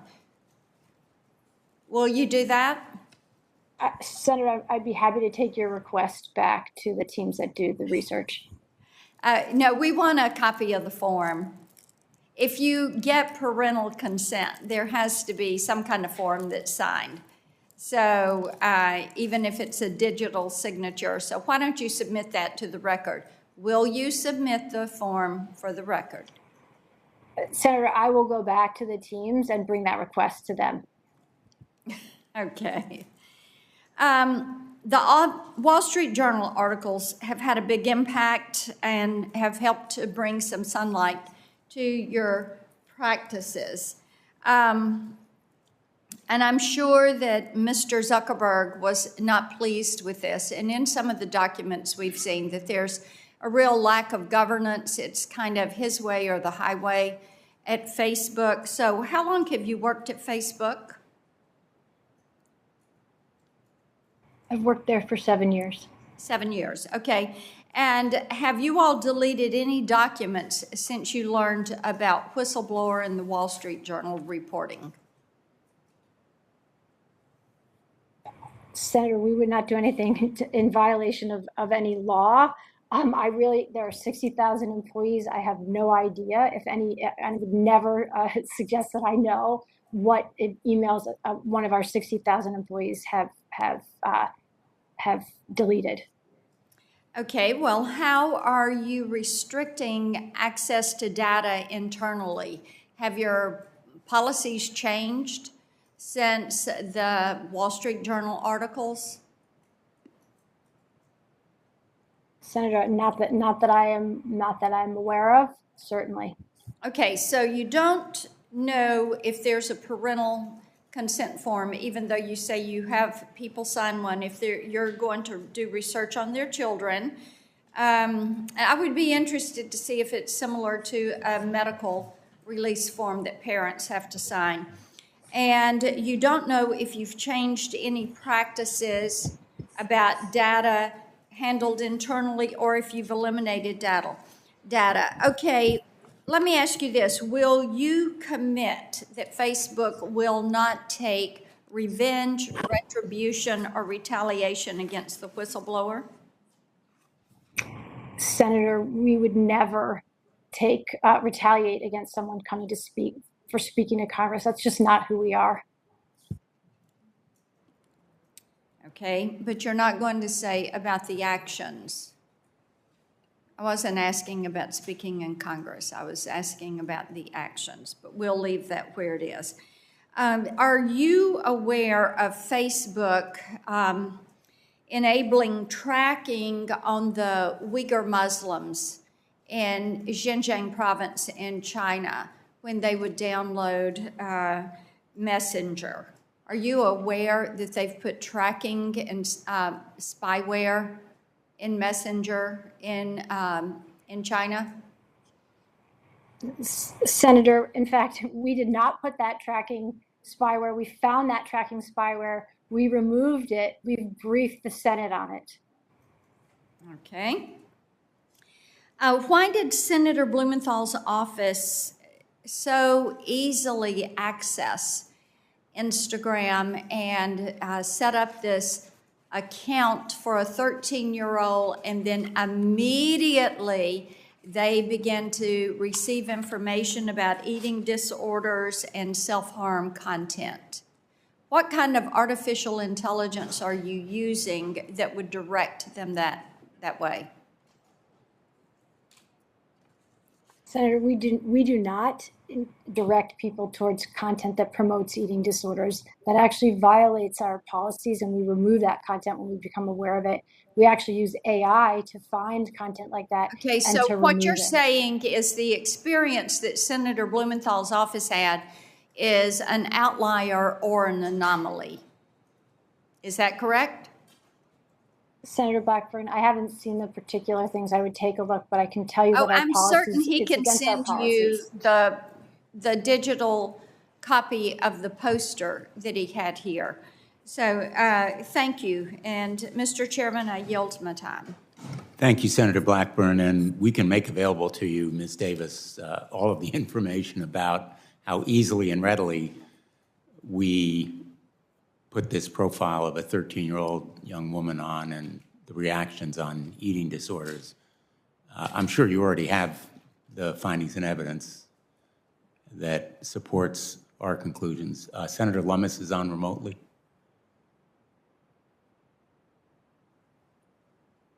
Thank you, Mr. Chairman. Like many members of this committee, I'm alarmed by the revelations of the Wall Street Journal article demonstrating the disturbing conclusions of Facebook's own research. Conclusions which merit repeating. Just under 1 in 3 teen girls reported the Instagram app made them feel worse about their body image. Another significant portion of users also reported increased feelings of anxiety, suicidal thoughts, depression, and eating disorders as a result of the app's use. Unfortunately, this research did nothing more than confirm many of our earlier intuitions and suspicions. Social media can be dangerous to your mental health. I look forward to more studies on the impact of social media on mental health. However, I'm concerned by the consistent lack of transparency from Facebook. The fact is that this committee would not be here without the brave whistleblower who stepped forward to shed light on this issue, an issue that many of us had previously sought answers to before and that we now seek answers to today. We must remember that despite apps that purport to be free for us to use, there's a very real cost, one that often comes at the price of our youth's mental health. I was fortunate to grow up without the pressures of social media, but for the first time, today's generation of children struggle with how to grow up managing a virtual version of themselves, all while the billion-dollar industries compete for their time, information, money, and attention. So I firmly believe that more must be done. I recently signed on to a bill that would update the Children's Online Privacy Protection Act by placing strict restrictions on behavioral advertising directed at children. So my question for you, Ms. Davis, has Facebook conducted research into how children are more easily manipulated by highly personalized advertising? I would not be familiar with that research. What I can tell you is that we have very limited advertising to young people. You can only actually now target a young person based on their gender, age, or location. For Messenger Kids, our app for under 13, we actually don't allow ads at all. And I think we would want to know how we can safely provide an experience for young people on our apps in relation to advertising, and that's why we have our rules in place. Has Facebook withheld any other relevant information relating to its services' impact on mental health? Here's why I ask. When asked during a congressional hearing in March of earlier this year about the impact of social media on children's mental health, Mr. Zuckerberg responded, and I quote, "The research that we've seen is that using social apps to connect with other people can have positive mental health benefits. That's only one side of the coin." This answer clearly only told part of the story. These documents reveal Facebook knew that. How can Congress or Facebook users have confidence in the credibility and safety of Facebook moving forward? And is Facebook withholding information about studies they've done on negative mental health consequences? Thank you for your question, Senator. Actually, I would say that the one-sided and misleading reports actually were in the Wall Street Journal, which didn't provide the full context. In fact, the research showed that more people, actually more teens, found the Instagram use helpful when they were struggling with these particular issues. Our research is not bombshell research. It's research that is correlates to similar research out of Harvard, out of Pew, out of Berkeley. That doesn't mean we don't take it seriously. We do this research to improve our product, to make our product better for young people, to provide them with a positive experience. Right now, young people tell us, 8 out of 10 tell us that they have a neutral positive experience on our app. We want that to be 10 out of 10. If there's someone struggling on our platforms, we want to build product changes to improve their experience and help support them. So do you have information that from the 2 out of 10 who have not had neutral or positive experiences, so you know how to adapt the presentation of your product to consider the fact that some children seem harmed or negatively impacted by what they're seeing? Thank you, Senator. I really appreciate that thoughtful question. Actually, some of the research that we did was to actually find out from those teens what they thought could be particularly helpful to them. And one of the things that they identified is inspiring content, or content that talks about people overcoming these particular issues, uplifting content. And so we are actually looking at some product changes to find ways to nudge that content to individuals who are struggling. Thank you, Ms. Davis. Mr. Chairman, I yield back. Thank you, Senator. I'm going to do the second vote and yield to Senator Cruz for his questions, and I will be back shortly. Thank you, Mr. Chairman. Ms. Davis, where are you right now? Washington, D.C., in a conference room. So you're in Washington, D.C. Why aren't you in this hearing room right now? This is where I was told to come. There's COVID protocols for the safety and security of my family. Facebook is in the process of hiding. Facebook is in the process of trying to avoid accountability.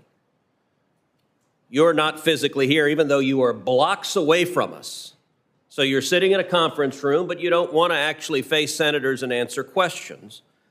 Last week, a colleague of yours, I guess, didn't have the instincts of hiding that you did. Mr. Satterfield actually came physically and was here for a hearing. And by the way, we have hearings every week, even with COVID. So it is witnesses that want to hide and avoid us that are not physically here and choose to do it over video as well. But your colleague, Mr. Satterfield, played the Sergeant Schultz game. If you remember the old TV show Hogan's Heroes, his testimony was essentially, I hear nothing, I see nothing. And so when it came to Facebook's research concerning the incredible harm that Instagram is inflicting on young girls, your colleague, Mr. Satterfield, said he didn't know anything about it, that he didn't cover those issues, he didn't know anything about it. So I would assume, Ms. Davis, as global head of safety, you are familiar with these issues?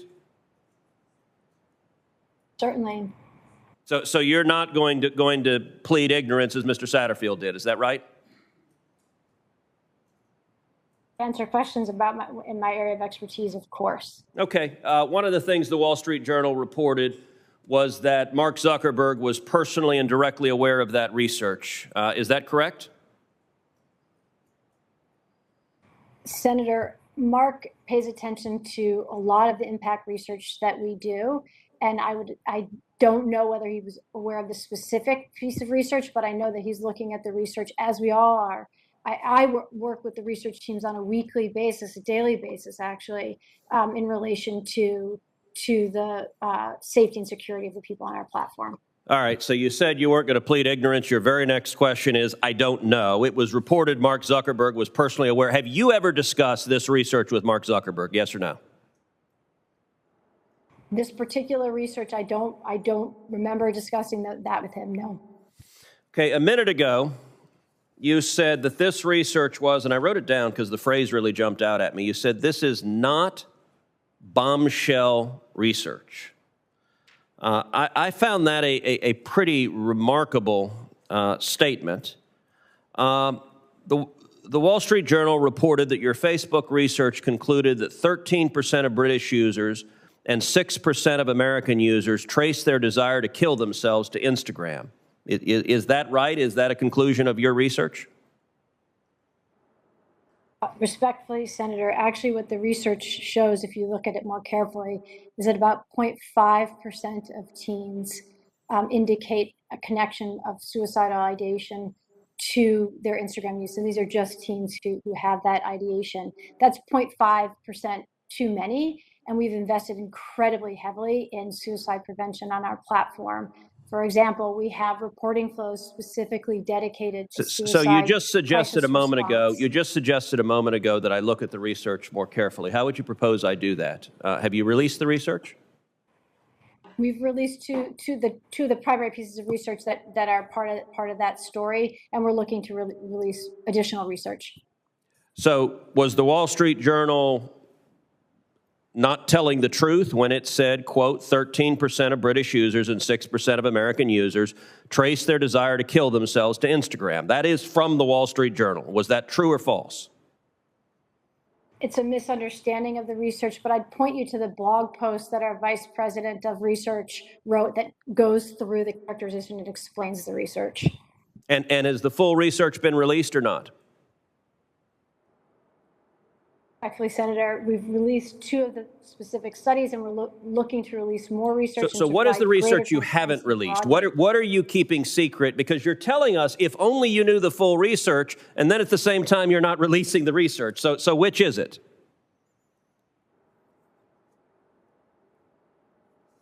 I understand your question. Do you want us to examine the full research or not? To the primary sources, we're trying to release others. I believe you have. So you've cherry-picked the ones you want us to see. Have you released the research? I haven't seen this research, so if you've released it, I will happily take a look at it. Have you released the research that the Wall Street Journal said concluded, and this is your own researcher concluding, 13% of British users and 6% of American users trace their desire to kill themselves to Instagram? Have you released the underlying and the entire underlying research behind that? Actually, Senator, again, I disagree with the characterization of the research in the Wall Street Journal. Have you released the entire research behind it? Have you released the research behind it? The entire research? We've released the two studies as I So you've cherry-picked part of the research that you think helps your spin right now. So let me ask you, if 6% of American users trace their desire to kill themselves to Instagram, you just said that's not bombshell research. Tell me, what would be bombshell research? If 6% is not, what would be? Respectfully, Senator, that is, again, a mischaracterization of the research. And maybe more importantly, what the research showed is that in those small instances, in that 0.5%, there's actually an opportunity for us to help, that teens do find that we can be helpful in these instances. So has Facebook changed your policies after you had a report that said teenagers using your product were significantly more likely to kill themselves? Did you change your policies in any regard to prevent that? Respectfully, Senator, we have a set of suicide prevention experts that we work with on a regular basis, and we are constantly updating our policies. Did you change your policies as a result of this research informing you that your products were making teenage girls significantly more likely to kill themselves? We update our policies on an ongoing basis. You're not answering my question. Did you change your policies in response to this research? That's a yes or no. We change our policies based on expert guidance, not based on. So you're not going to answer that question. I'm just going to ask one final question, which is, your company conducted paid for research that informed you that your products were making teenage girls more likely to kill themselves. I have a two-part question. Number one, have you quantified how many children have taken their own lives because of your products? And number two, as the global head of safety for Facebook, what would you say to a mother? What would you say to a father who lost a child because of Facebook's products? First of all, Senator Cruz, the research that you are referring to is in fact not causal research. So that's important to understand. Second of all, as someone who's had a brother die by suicide, as well as a close college friend who's died by suicide, I would offer any family who's ever lost a child, regardless of whether it has to do with Facebook or not, in relation to suicide, the utmost of empathy. So you didn't answer the question if you've done any effort to quantify how many children have taken their own lives because of Facebook's products. Have you done any, has the company done any effort to quantify, to put a number to it? Causal research of that kind, Senator, requires an extraordinarily long period of time. And in fact, we have made significant investments to understand Is that a no? cause and effect. Is that a no? Research. This is not causal research, Senator. So it's a no. You've done no research to determine how many children have taken their own lives because of Facebook's products. That's not research that we could do easily. That's a long-term set of research. That's just, it's not, but. Well, I'm sorry it's not easy. Let me suggest that when you have children taking their own lives, it's worth doing. Your characterization that this is not bombshell research is inaccurate, and for the parents who are losing their children, it is a bombshell in their lives. And I understand Facebook needs to make a buck, and so if the research isn't easy, apparently you guys aren't doing it, but there is a reason people across the country are horrified at this behavior. Thank you, Mr. Cruz. Senator Lee, you're recognized. Thank you, Madam Chair.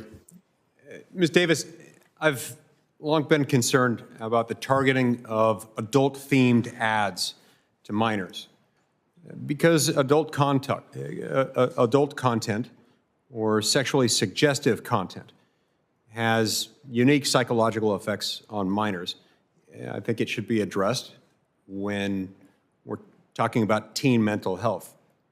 And so my first question to you is, does Facebook, and by Facebook here I mean Facebook and Instagram, allow these businesses to target their advertisements to children using your platform, children who are between the ages of 13 and 17?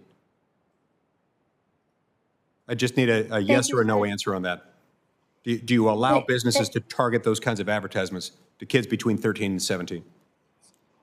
Thank you, Senator. If you'll allow me to explain how we do advertisements on our app, I think that would be helpful to answering your question. I'd like a yes or a no. If you need a sentence to add to that, that's fine. But I would like a yes or a no, and you can take a sentence or so to do it. But I've got a lot of content I want to cover.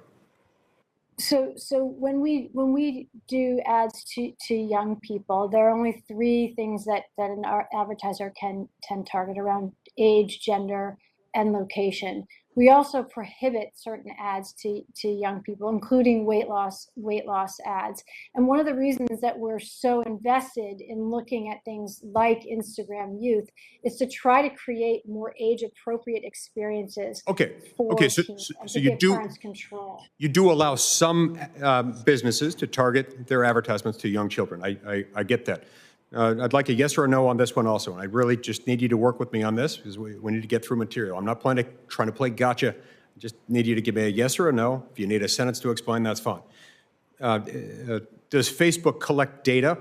Do either Facebook or Instagram collect data or assign interest of adult-related material to the profiles of children using your platform? And by adult-related material, I mean, things not limited to sexually suggestive content, but also things like, cigarettes, alcohol, or other things that are that would be considered more appropriately themed to adults. So, Senator, thank you for your question. We don't allow. Let me answer certain parts of it as directly as I can here. We don't allow tobacco ads at all. We don't allow them to children either. We don't allow alcohol ads to minors. We also have policies against some of the kind of content that you're referring to. So, for example, we don't allow adult. Keep in mind this question. You're minors on our platform. You're answering a different question than the one I asked, but we've got to move on because I've got limited time. Does Does Facebook and does Instagram allow businesses to target children on your platforms with advertisements that are sexually suggestive, sexually explicit, or that contain other adult themes or products? Senator, I'd have to understand more what you mean, but we don't allow young people to see certain types of content, and we have age gating around certain types of content. I'd have to see specifically what you're talking about, and I'd be happy to follow up with you for sure. So what's the process then for determining what advertisements are age appropriate and permitted by Facebook to be targeted at children? There are categories of ads that we don't allow for young people. So I mentioned a few of them: tobacco, alcohol, weight loss products. I'd be happy to get you the full list. I would very much like to see that. I think that would be important to have, and I also hope that in our follow-up you can also let us know what data you are collecting about the interests that your users have in those age groups. Now, I hear countless stories about how platforms, including Instagram, but by no means limited to Instagram, can facilitate child exploitation, as well as easy access to pornography. Each of these platforms have an app that's available through the Apple App Store and the Google Play App Store, which have an age rating guide to guide consumers to what's considered age-appropriate content. For example, for Apple, on Apple's App Store, Instagram and Facebook are rated for children 12 and up. And on Google Play, Instagram and Facebook are both rated T for teen. Is the 12 plus rating from Apple and the teen rating from Google, is the recommendation that Facebook made to Apple and Google for suggesting the app rating? In other words, did those age ratings come from Facebook?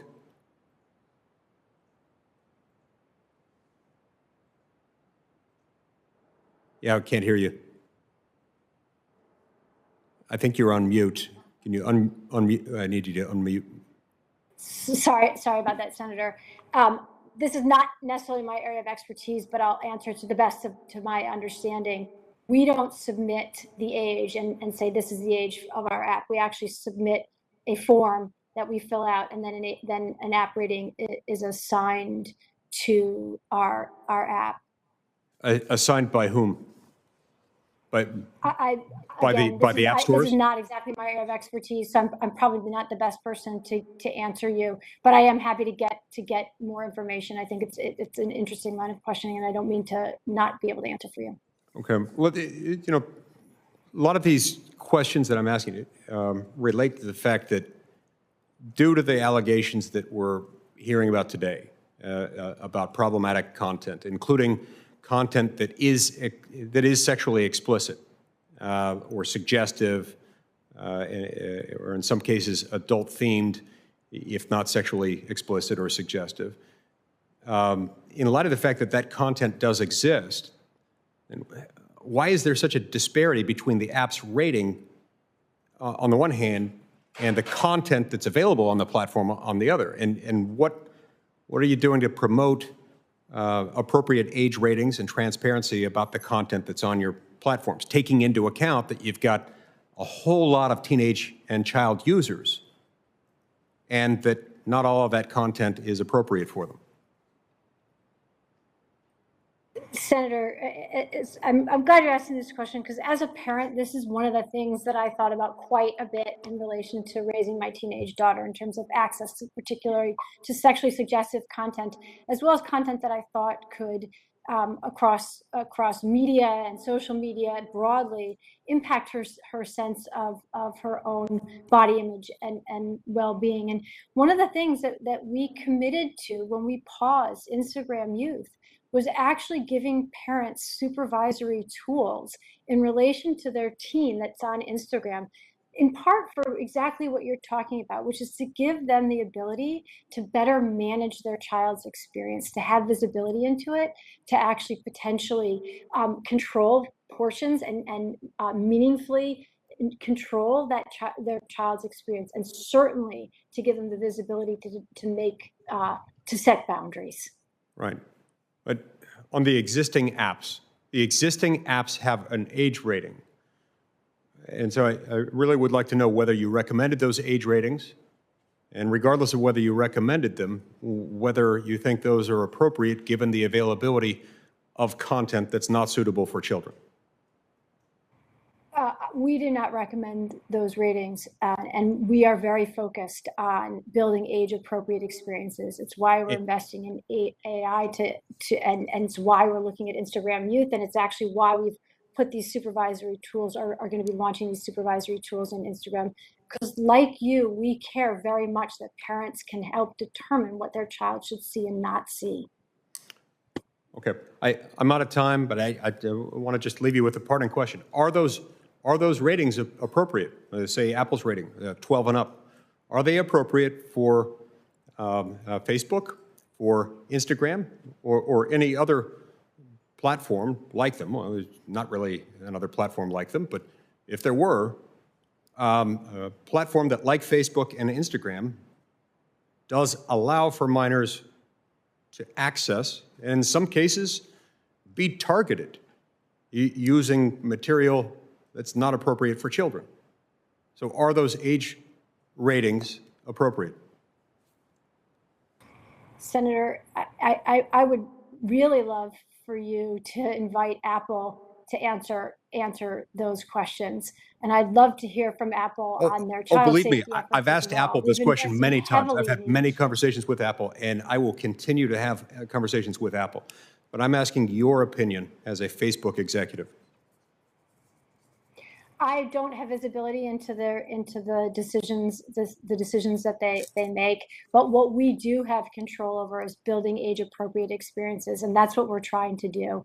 So we're trying to actually develop experiences where parents have supervisory control, where under the age of 13 we can actually ensure age-appropriate content.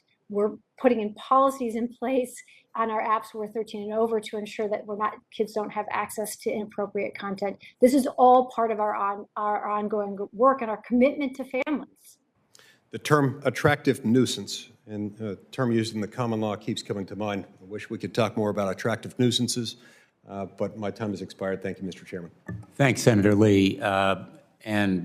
We will be inviting other tech companies to testify, and I hope that they will respond to the kinds of questions that you've raised here, Senator Lee. Just a few final questions. You were asked about possible retaliatory action, and you said, I think, that it's not who we are. There would be no retaliation against the whistleblower. Will you commit there will be no legal action based on the disclosure of the whistleblower's documents? I'm aware that there are rules in terms of the Senate, and we will comply with those rules. I'm asking you whether there will be any legal action based on the disclosure of the documents, either from the whistleblower or anyone else, publicly.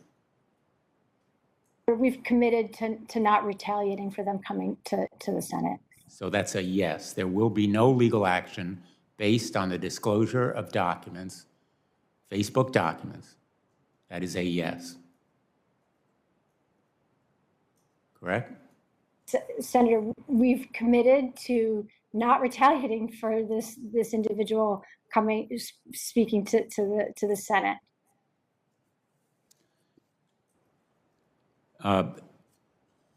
Can you tell me, Ms. Davis, following up on Senator Blackburn's question, regarding these documents that have been disclosed publicly, all thousands of them, not just the two that Facebook disclosed last night, have you locked down these documents, shutting out other Facebook employees? Senator, it's not my understanding that we've done that, but no, it's not my understanding that we've done that. You have not. That's your testimony. I just am not the right person to ask. I can certainly follow up and get an answer for you, but it's not my understanding that we've done anything like that. I'd like you to confirm, if you would, that those documents, the research, the findings, and recommendations are available to others at Facebook. And I'm just going to ask you, finally, you've declined to commit that any more of those documents will be made available. Who in the company will get back to us in response to that question? We will be sure to follow up with your office. I'll take it back to the teams that work with your office to come back to you. Will you commit to ending Finsta? Senator, again, let me explain. We don't actually do Finsta. What Finsta refers to is young people setting up accounts where they may want to have more privacy. You refer to it as privacy from their parents. What in my interaction with teens, what I've found is that they sometimes like to have an account where they can interact just with a smaller group of friends. Well, Finsta is one of your. Actually, Finsta is one of your products or services. We're not talking here about Google or Apple. It's Facebook, correct? Finsta is slang for a type of account. Okay, will you end that type of account? I'm not sure I understand exactly what you're asking. What I can say is that based on what we've seen in terms of teens using those kinds of accounts, we've actually given them additional privacy options to address those kinds of issues where they want more privacy so that they can have more privacy. Well, I don't think that's an answer to my question. I think we have reached the end of our hearing. We have another vote. I don't think any of my colleagues have any other questions. So sorry, Senator Sullivan. Thank you, Mr. Chairman. And I'm so glad you're here. I'm glad I ran into you on the floor. Yes, thank you for holding this hearing. And I think it's a really important hearing. And I know you care a lot about it. I care a lot about it. So, Ms. Davis, it's probably, well, I won't ask you, but I have 3 daughters. And when I read the Wall Street Journal story, I was shocked, but, you know, in some ways not surprised because I think we've seen a lot of this. So when you are looking at your applications, your services, do you balance the mental health needs of Americans versus the addictive nature of the products that you sell? Thank you, Senator. I think you were going to ask me if I have children. I do. I have a 23-year-old daughter. First of all, I don't agree with the characterization of our product, but in fact, we do think quite seriously about the what don't you? safety Sorry, I'm going to interrupt here. What don't you agree with? I just said addictive nature.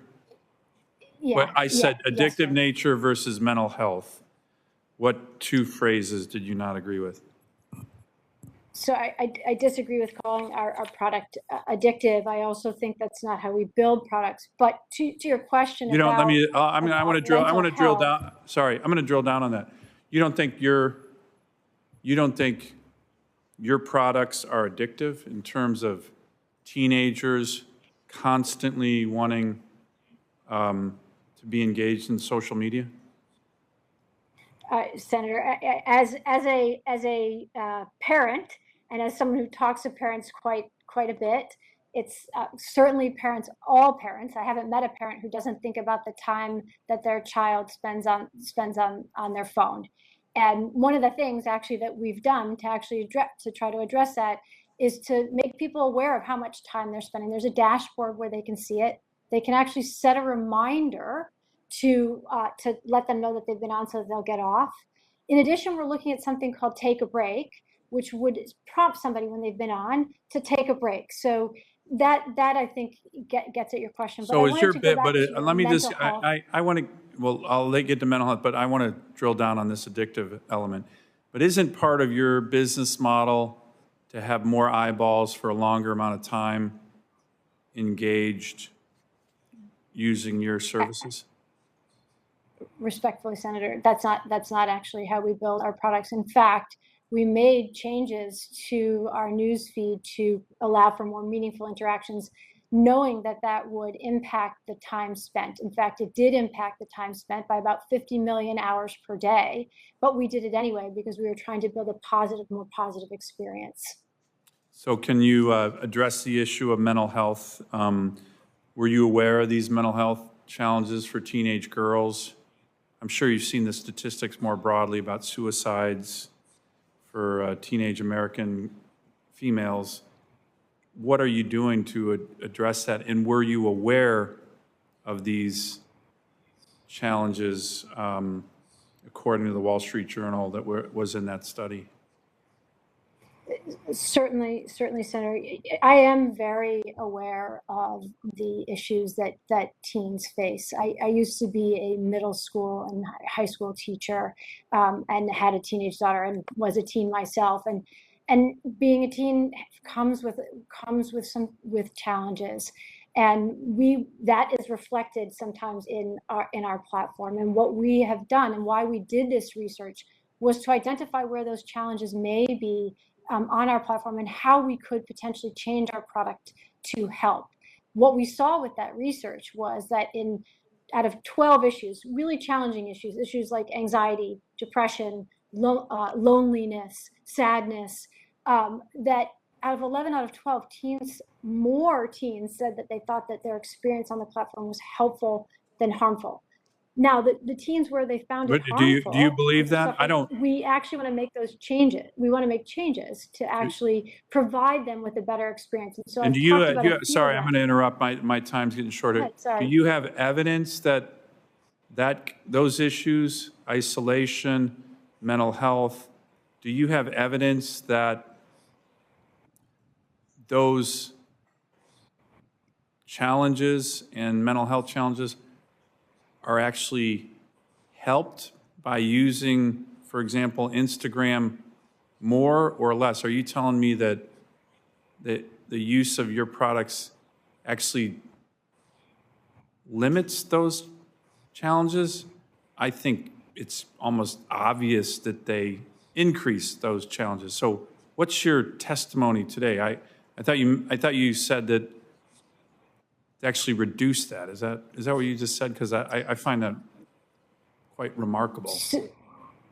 Thank you, Senator. Actually, there's a blog post that our Vice President of Research has released on this. I want to be really careful that this research is not causal research. It's what teens said about their experiences on our platform. And the numbers that you're talking to speak specifically to teens who identified as suffering from these particular issues. I think what's really important here, though, is that this research actually is being used to make product changes, to identify places where we can be more supportive of teens. So, for example, Take a Break is something I mentioned earlier in some of the questioning. This is something that we would surface to a teen who may be online for a long period of time and give them an opportunity to take a break so that they don't rabbit hole down a direction that maybe not positive. We're also looking at something called nudging, where we would nudge them towards uplifting or inspiring content because they told us that content can be helpful. Our goal here is to really, right now, the research shows that 8 out of 10 teens say that they have a positive to neutral experience. Our goal is for that to be 10 out of 10 and for it to be positive. We want to provide a better experience for teens. Okay, let me end here. I'm going over my time, but I don't see any other senators waiting for questions, and I know the chairman is going to come back to wrap this up. But look, I think the issues of mental health of depression, of isolation. I think the social media engagement, particularly for teenagers, enhances these challenges. And I think we're going to see this more and more studies. And you mentioned take a break. I'm not a big fan of the Chinese Communist Party. Matter of fact, most things they do, I instinctively disagree with. But you may have seen recently that they have, the way they do things, it wasn't a law, I guess it was an edict from on high, from the party and Xi Jinping. But they have told Chinese teenagers to take a real break and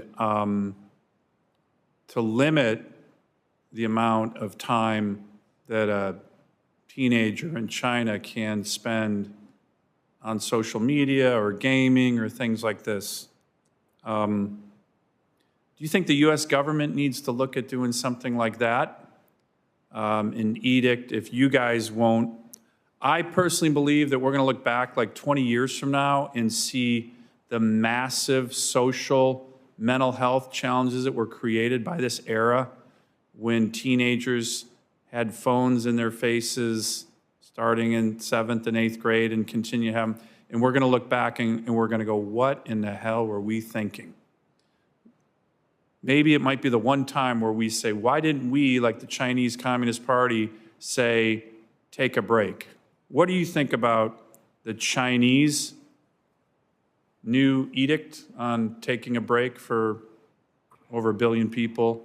And should the United States government think about doing something like that? Mandate, not relying on you guys, because I do think your business model, in part, is eyeballs and time spent online with your services. I mean, I think that's pretty obvious. If you have less viewers and less time, you're going to get less revenue. So can you really, on your own, help people take a break, or do we, the U.S. government, have to help people take a break like the Chinese are doing right now? Respectfully, Senator, I think that there's some complexity here. So, for example, during COVID, young people used apps like ours to actually stay connected. It was a lifeline for them. They couldn't go to school. They couldn't go to their colleges. They couldn't do their graduations. Social apps actually provided them with a way to stay connected to their friends and their family. So I think it's a bit more complex than that. That said, I think I would certainly like for apps like ours to build experiences where parents can actually have some control over the time that their children are spending, similar to what we did in Messenger Kids. I think parents would far more welcome the ability to set time controls than to have an edict on high tell them how to parent their children. So what do you think of the Chinese edict? I know you guys aren't allowed in China, but what do you think of it? As a parent, I'd much prefer to be able to determine my child's time online than to have China tell me how to raise my child. Okay, fair enough. I'm going to move to recess this hearing for a few minutes until the chairman comes back. So, Ms. Davis, if you can just hold on for a few more minutes. The chairman will be back in, I think, about just a couple minutes. So for now, this hearing stands in recess until the arrival back of the chairman.